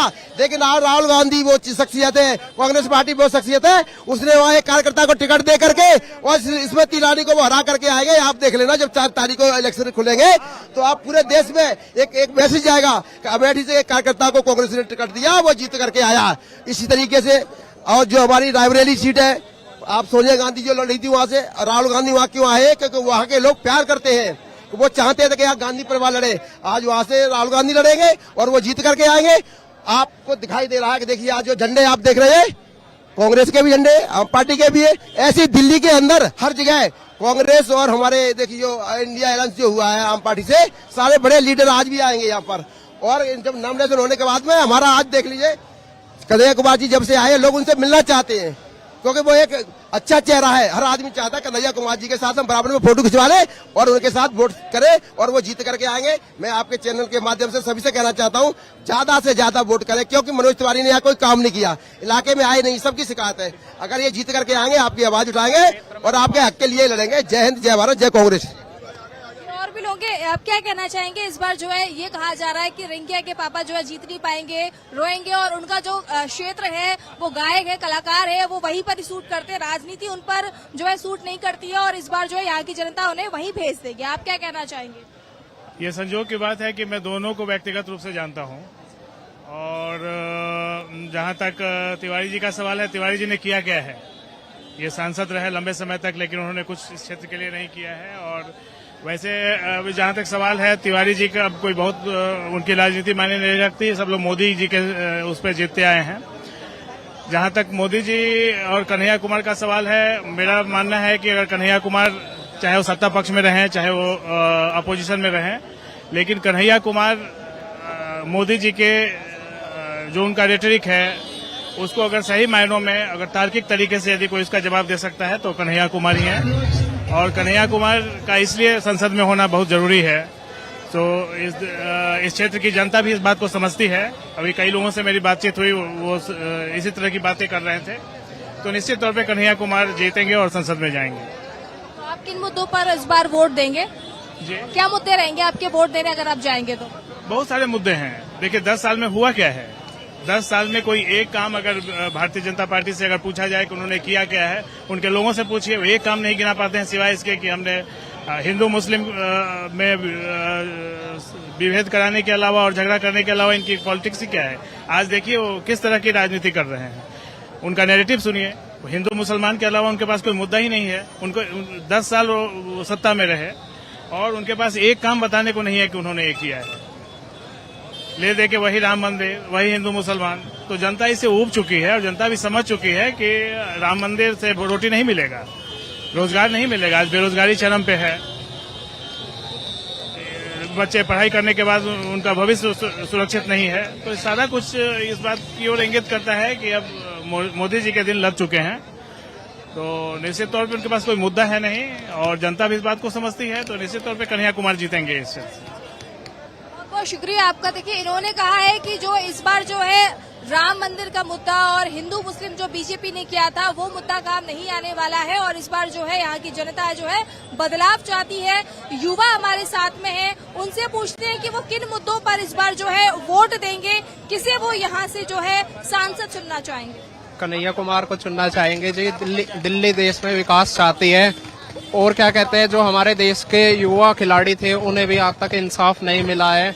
तो ये बड़े शर्मनाक की बात है कि देश के जो खिलाड़ी हमारे लिए इंटरनेशनल लेवल पर जो पदक लाए हैं उनको भी देश के बॉर्डर पर बैठना पड़ा है, जो कि बहुत शर्मनाक बात है। और इसीलिए अब हम एक बदलाव चाहते हैं। हम एक ऐसा सांसद चुनना चाहते हैं जो बीच में रह के सबकी सेवा करे। ये नहीं है कि आप जीतने के बाद कभी आओ ना, जब आप जीतो तो एक बार आओ और क्या कहते हैं सबकी सुनो और ऐसा सबकी सेवा करो। कहना चाहते हैं कन्हैया कुमार जो है जमीन से जुड़े हुए हैं और वो मैं ये कहना चाहूंगा कि वो बहुत जमीन से जुड़े हुए हैं, एक यूथ चेहरा है और वो लोगों के बीच में आकर लोगों की समस्याएं सुनना चाहते हैं और जो समस्याएं हैं उनको पूरा करना चाहते हैं। बहुत बहुत शुक्रिया। इन्होंने कहा कि हम कन्हैया कुमार को चाहते हैं क्योंकि वो जो है जमीनी स्तर से जमीन से जुड़े हुए हैं और वो लोगों की लगातार राय जानते हैं, उनसे बात करते हैं। उन नेताओं की तरह नहीं, जब चुनाव होते हैं तो तभी शक्ल दिखाकर चले जाते हैं। तो कन्हैया कुमार वो नेता है, वो युवा चेहरा है जो आने वाले समय पर यहाँ की जो समस्या है उन्हें सुनेंगे, यहाँ के लोगों का ऐसा कहना है। तो और भी लोग उनसे पूछते हैं आप किसे वोट देंगे, किन मुद्दों पर वोट देंगे आप? मैं शिक्षा पे वोट दूंगा, शिक्षा पर, महिलाओं के न्याय पे वोट दूंगा, मजदूरों के न्याय पे वोट दूंगा और भ्रष्टाचार खत्म होने पे वोट दूंगा। भ्रष्टाचार खत्म होने पर देंगे? हाँ। मोदी सरकार कहती है हमने तो भ्रष्टाचार खत्म कर दिया। भ्रष्टाचार मणिपुर में जाइए ना, कितना भ्रष्टाचार हो रहा है। मणिपुर क्यों नहीं जाते हैं? सबसे बड़ा मुद्दा मणिपुर में जाइए ना। भ्रष्टाचार, उनके पार्टी के लोग भ्रष्टाचार हैं, करप्टेड पार्टी है। आज जिनपे कहते हैं कोई करप्शन का चार्ज लगा, वो पार्टी ज्वाइन करी, वो वॉशिंग मशीन में गए, साफ हो गए। बीजेपी की वॉशिंग मशीन धुल जाती है। हाँ। जनता के जो है जुबान पर अब जो है जो बीजेपी की जो वॉशिंग मशीन है उसका नाम भी लोगों के अंदर आ गया है कि वो वैसे तो आरोप लगाती है लेकिन जब उनकी पार्टी में वो नेता आ जाते हैं तो वो बीजेपी की वॉशिंग मशीन में धुल जाते हैं। और भी लोग हैं, उनसे पूछना चाहेंगे। इन्होंने कहा कि बीजेपी की वॉशिंग मशीन में जो है भ्रष्टाचारी जो है वो धुल जाते हैं, वो पाक साफ हो जाते हैं। आप क्या कहना चाहेंगे इस पर? एकदम सही है। जितने भी भ्रष्टाचारी जिस पर बीजेपी आरोप लगाती रहती थी कि ये साहब भ्रष्टाचारी हैं, उसके बाद कुछ दिन के बाद अगर वो बीजेपी में शामिल होने के बाद वो पूरा धुल जाता है उनका जी। आज टोटल चीज। और जो भी आज बीजेपी में देख लीजिए, आज उन्होंने जो जॉब के लिए भी जॉब में भी भ्रष्टाचार भरा हुआ है। एक तो जॉब निकल नहीं रही है, जॉब निकाल भी रहे हैं वो आर्मी में, वो 4 साल की नौकरी निकाल रहे हैं। वो 4 साल की नौकरी में वो क्या जॉब करेगा ये बताइए आप। अब वो 1-1.5 साल ट्रेनिंग लेगा और 2.5 साल वो जॉब करेगा। उसकी लाइफ में उसकी शादी होनी है, उसके बाल बच्चे होना है कि 4 साल में रिटायर हो जाएगा। सबसे बड़ी बात क्या है कि वो अगर उसकी मौत हो जाती है जंग में लड़ते हुए, उसे शहीद तक का दर्जा नहीं मिलता। ये सब बताइए कि ये सब कभी हुआ नहीं था जो आज तक देश के आजाद होने के से लेकर अभी तक जो ये नया दिन दिखना पड़ रहा है लोगों को। अग्निवीर योजना पर भी सवाल उठ रहे हैं, लोगों के मन में कई सवाल हैं। लोग जो है बीजेपी की रणनीति से जो है एग्री नहीं है। तो आप एक तरीके से कह सकते हैं कांग्रेस जो नया मैनिफेस्टो लेकर आई है उससे आप एग्री हैं? देखिए, कांग्रेस का एक आप देखे होंगे कि जब 2014 में जब बीजेपी गवर्नमेंट आई थी, उन्होंने कहा था कि 2 करोड़ नौकरी दूंगा, 2 करोड़ नौकरी दूंगा और हर लोगों के खाते में 15-15 लाख रुपया आएगा, जो ये पॉसिबल किसी हाल में नहीं था। लेकिन कांग्रेस ने कहा कि मैं रोजगार दूंगा, सालाना 30 लाख रोजगार। 30 लाख रोजगार एक जो है कि वो एक देने की चीज होती है कि कहीं भी वैकेंसी होता है कि वो पूरा मिला करके जो लोग रिटायर करते हैं तो 30 लाख लोग खाली होता है। तो उसमें इसमें दिखता है कि सच्चाई है, पर ये 2 करोड़ रोजगार ये पॉसिबल नहीं। अभी तक भी तो उनको 20 करोड़ लोगों को रोजगार दे देना चाहिए था। पर अगर 30 लाख सालाना रोजगार की बात, ये कांग्रेस की बात एक सच नजर आती है। आप क्या कहना चाहेंगे, आप किन मुद्दों पर वोट देंगे? कांग्रेस के मैनिफेस्टो से आप एग्री है जो उन्होंने घोषणा पत्र कांग्रेस ने जो जारी किया है? बिल्कुल सहमत है। सहमत है आप उनसे? किन मुद्दों पर वोट देंगे? हम तो बेरोजगारी के, महंगाई के मुद्दों पे वोट करेंगे। और मनोज तिवारी को क्या होगा इस बार, वो देंगे वोट या हारेंगे? बस गवैया है, बस गवैया है और कुछ नहीं करा उसने। इस बार इनको यहाँ से वही भेज, वो रिंकिया के पापा ही करते हैं बस, और कुछ नहीं है उसके पास। उसके अलावा करने के बाद कुछ है ही नहीं, रिंकिया के पापा ही है बस वो, और कुछ नहीं करा यहाँ पे कोई विकास उसने। रिंकिया के पापा ही है बस, और रिंकिया के पापा ही है। 2 बार तो रहे हैं तो उन्होंने ऐसा तो वो तो मोदी लहर में जीत गए, मगर मोदी तो भ्रष्ट शिकार है पूरी, झूठी पार्टी और झूठा बहुत, हर जगह झूठ ही झूठ है, हर जगह झूठ ही झूठ है। यहाँ की जनता ने 2 बार उन्हें क्यों चुन लिया? वो तो बस एक ये है, मान लो हमारे यहाँ जो वोट बढ़ गया आम आदमी में, कांग्रेस में, अब ये सब पार्टी एक हो गई है, तो यहाँ तो कांग्रेस पक्की है, बिल्कुल कांग्रेस पक्की है। पर बटी नहीं है एक साथ, अभी नहीं है, नहीं बटेगी। देखिए इन्होंने बोला कि रिंकिया के पापा तो बस रिंकिया के पापा ही हैं, उन्हें राजनीति का कोई ज्ञान नहीं है और उनको जो है इस बार यहाँ की जनता जो है सबक सिखाएगी और उन्हें वापस भेज देगी जहाँ से वो आए हैं। यहाँ के लोगों का ये कहना है। हम लगातार आपको टीवी लाइव के माध्यम से ये दिखा रहे हैं कि रोड शो बस शुरू ही होने वाला है और आज कन्हैया कुमार जो है नॉमिनेशन करने के लिए जाएंगे और उससे पहले जो है रोड शो किया जाएगा, जिसके लिए तैयारियां लगभग पूरी हो चुकी है। सभी पार्टी के लोग हैं जो यहाँ पर आ चुके हैं। आपको बता दें कि ये उत्तर पूर्वी जो दिल्ली की जो सीट है ये काफी ज्यादा हॉट सीट बन चुकी है इस वक्त, क्योंकि यहाँ से 2 पूर्वांचली हैं जो एक दूसरे को बराबरी की टक्कर मानी जा रही है। दोनों सामने ही है क्योंकि दोनों ही बिहार से ताल्लुक रखते हैं और यहाँ की जो जनता एक तरीके से कह सकते हैं कि ज्यादा ही जो प्रभाव है, जो यहाँ के जो मतदाता है वो ज्यादातर पूर्वांचल के, तो उनका मतदान जो है काफी ज्यादा अहम माना जाता है। देखिए और भी लोगों से पूछते हैं कि कन्हैया कुमार यहाँ से खड़े हो रहे हैं और क्या लगता है वो जीतेंगे नहीं जीतेंगे? 100% जीतेंगे जी, जीतेंगे क्यों नहीं जीतेंगे। मनोज तिवारी 2 बार जीते हैं। मनोज तिवारी जीते मगर काम तो कुछ नहीं करवाया ना, वो तो मोदी के चेहरे पे जीते थे। हाँ जी, आप मोदी के चेहरे पे अब नहीं देंगे? अब ना जीत रहे जी, अब लहर गई, मोदी लहर गई, लहर चली गई। 400 पार का नारा लगाते थे, 200 पार करना भी मुश्किल है। 5 लाख वोटों से हराएंगे और युवा हराएगा, वोट बढ़ गया था। बेरोजगारी इतनी फैल गई है हिंदुस्तान में कि आज पढ़े लिखे पकोड़े चल रहा है, ये बेरोजगारी हो गई है। रेप इतने बढ़ गए हिंदुस्तान में, गृह मंत्री कुछ नहीं करते। तीसरे पुश्ते पे एक 3 साल की बच्ची का रेप हुआ है, क्या कर लिया उन्होंने? गिरफ्तार करा फिर छोड़ दिया उन्हें। जब पब्लिक ने धरना प्रदर्शन करा, जब आए मनोज तिवारी, ये सांसद हमारे, ऐसा सांसद हमें नहीं चाहिए जो चुनाव के टाइम पे आए। चुनाव के बाद भी सब गरीबों को पूछे, महिलाओं के पास जाए, सबकी परेशानियां पूछे। ऐसा नहीं हो रहा। 5 साल में आते हैं, एक बार आते हैं, नामांकन भर के फिर चले जाते हैं, फिर गायब हो जाएंगे। कन्हैया कुमार हमारे अपने हैं, पकड़ के ले आएंगे हम उन्हें कि करो काम। वो काम करेंगे, वो गरीबों मिस्किनों का साथ देते हैं कन्हैया कुमार, तो 5 लाख वोट से हराएंगे। जा रहे हैं, बाय बाय कन्हैया कुमार। का ये दावा है कि कन्हैया कुमार को जो है 5 लाख वोट से यहाँ की जनता जो है जिताएगी। और जो है मनोज तिवारी ने जो है काम नहीं किया है, 10 साल उनको हमने समय दिया, यहाँ के लोगों का कहना है, फिर भी उन्होंने कोई जो है कुछ काम नहीं करवाया है। जब भी वो सिर्फ यहाँ पर नामांकन करने के लिए या जब भी इलेक्शन होते हैं तभी प्रचार करने के लिए आते हैं, उसके बाद मनोज तिवारी का कोई अता पता नहीं रहता है, ऐसा यहाँ के लोगों का कहना है। आप क्या कहना चाहेंगे? इस बार कन्हैया कुमार है, मनोज तिवारी को टक्कर दे पाएंगे? मनोज तिवारी क्या है, कुछ नहीं है। कन्हैया कुमार आएंगे अब की बार, पढ़े लिखे इंसान है वो। अब की बार कांग्रेस की सरकार, अब की बार नहीं आएगी मोदी की सरकार, अब की बार कांग्रेस की सरकार ही आएगी। हाँ जी, इस बार हाथ बदलेगा हालात। 10 साल हो गए मनोज तिवारी क्षेत्र में नहीं आए। क्षेत्र की जब बाढ़ से जब क्षेत्र डूबा हुआ था तो मनोज तिवारी देखने को नहीं मिले हैं, वो अपने एसी रूम में बैठे हुए थे। तो इस बार देश ने मूड बना लिया है कि हाथ बदलेगा हालात। तो इंडिया गठबंधन में देखे एक झाड़ू का कार्यकर्ता और कांग्रेस का कार्यकर्ता एक मुश्त है, और ये लड़ाई 50-50 की नहीं है, ये 80 और 20 की लड़ाई है। 80% कन्हैया के साथ है और 20% मनोज तिवारी के साथ है। 4 तारीख को बाद ये 20% लोग भी देखने को नहीं मिलेगा। मैं बता रहा हूँ, जब लड़ाई शुरू हुई थी, जब 2024 का चुनाव शुरू हुआ था, तो बात हो रही थी 400 पार की, तो ये 400 पार करते करते अब आ गए कि विपक्ष का प्रधानमंत्री कौन होगा। तो अब बताइए, ना इन्होंने महिलाओं को सस्ते सिलेंडर देने की बात की, ना किसानों की आय दुगनी की बात की, ना युवाओं को 2 करोड़ रोजगार, ये सब इनके मामले जुमले निकले। तो ये 400 पार का भी ये मामला इनका जुमला है, और जो 4 तारीख के बाद ये ठप हो जाएगा, ये देखने को नहीं मिलेंगे, इनकी प्रजातियां लुप्त हो जाएगी।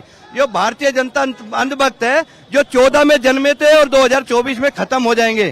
तो ये गरीब आवाम, जो जनता की आवाज है, आज गरीब परेशान है महंगाई से, युवा बेरोजगारी से परेशान है, किसान एमएसपी से परेशान है, महिलाएं सस्ते सिलेंडर के लिए परेशान है।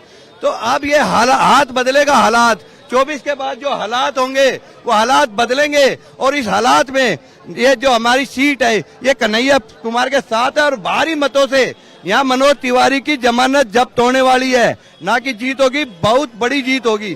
तो देश सिर्फ मुद्दे हैं, मुद्दे से भड़कने वाला नहीं है। महंगाई, बेरोजगारी और भ्रष्टाचार, इसका भारतीय जनता पार्टी को जवाब देना पड़ेगा कि हमारे गरीब लोगों की जो हमारी कमाई खा ली, हम गरीब लोगों का डाका डाला है, जो इलेक्ट्रल बॉन्ड के थ्रू इन्होंने पैसा चुराया है, जो सिलेंडर के नाम पे जो स्मृति ईरानी 400 सिलेंडर के ऊपर चूड़ियां भेजा करती थी मनमोहन सिंह को, आज वो स्मृति ईरानी कहाँ छुप गई। 1200 रुपए का सिलेंडर हो गया है, 60 रुपए का तेल 100 के पार हो चुका है।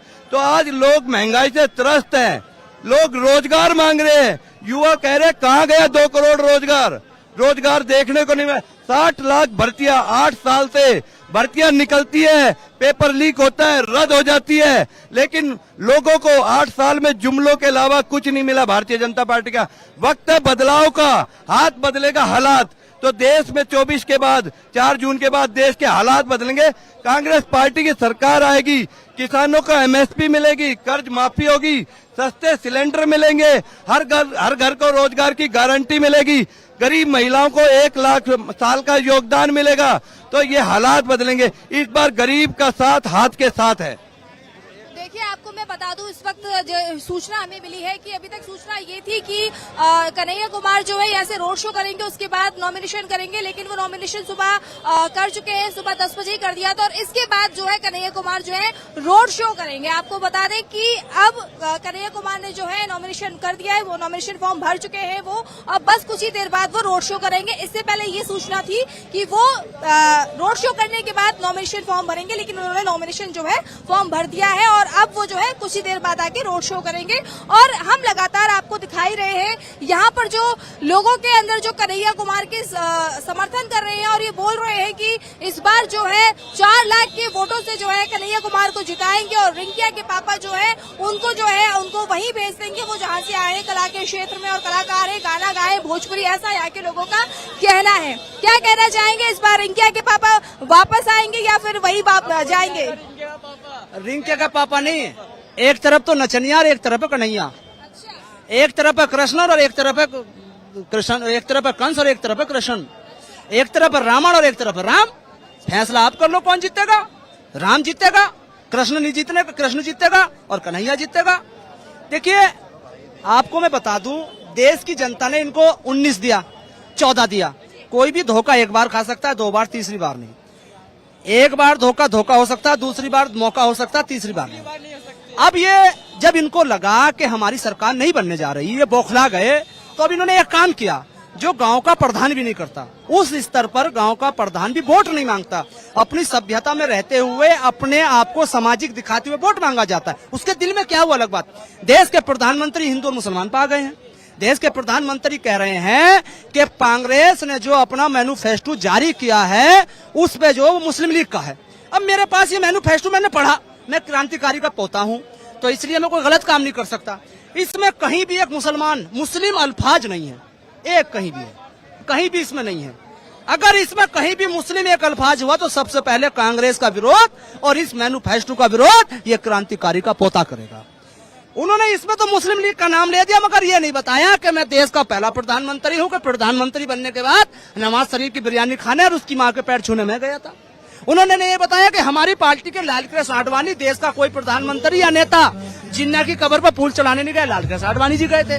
उन्होंने नहीं बताया कि हमारी सरकार में हवाई जहाज का अपहरण हुआ, असद मजूद जो आतंकवादी थे उसको छोड़ा गया, हमारी सरकार में उन्होंने नहीं बताया। वो तो यूं कह रहे हैं मुस्लिम लीग, यहाँ पे संसाधन पे जो घुसपैठियों का कब्जा हो जाएगा। अब मैं पूछना चाहता हूँ देश के प्रधानमंत्री से, भाजपा के लोगों से, आपके मीडियम के चैनल के माध्यम से, देश का सुप्रीम कोर्ट हिंदू जज, देश के राष्ट्रपति हिंदू, प्रधानमंत्री हिंदू, थल सेना हिंदू, जल सेना Hindu, CDS Hindu, DGP Hindu, IG Hindu, DCP Hindu, मुख्यमंत्री हिंदू, प्रधानमंत्री हिंदू, एमपी ज्यादातर हिंदू, एमएलए ज्यादातर हिंदू, एसडीएम हिंदू, दरोगा हिंदू, सीओ हिंदू, पटवारी हिंदू, एमसीडी में ज्यादातर 99%, मतलब 80% के लोग सारे काबिज और 20% लोगों से डराया जा रहा। अब जब देश के प्रधानमंत्री ये कह रहे हैं कि ये जो 20% की जनता बड़ी खतरनाक है, बड़ी जालिम है, तो मैं देश के प्रधानमंत्री से कहना चाहता हूं कि नजाकत अली अपने नेतृत्व में 1 लाख मुसलमानों को लेकर चीन पर हमला करना चाहता, इजाजत दो।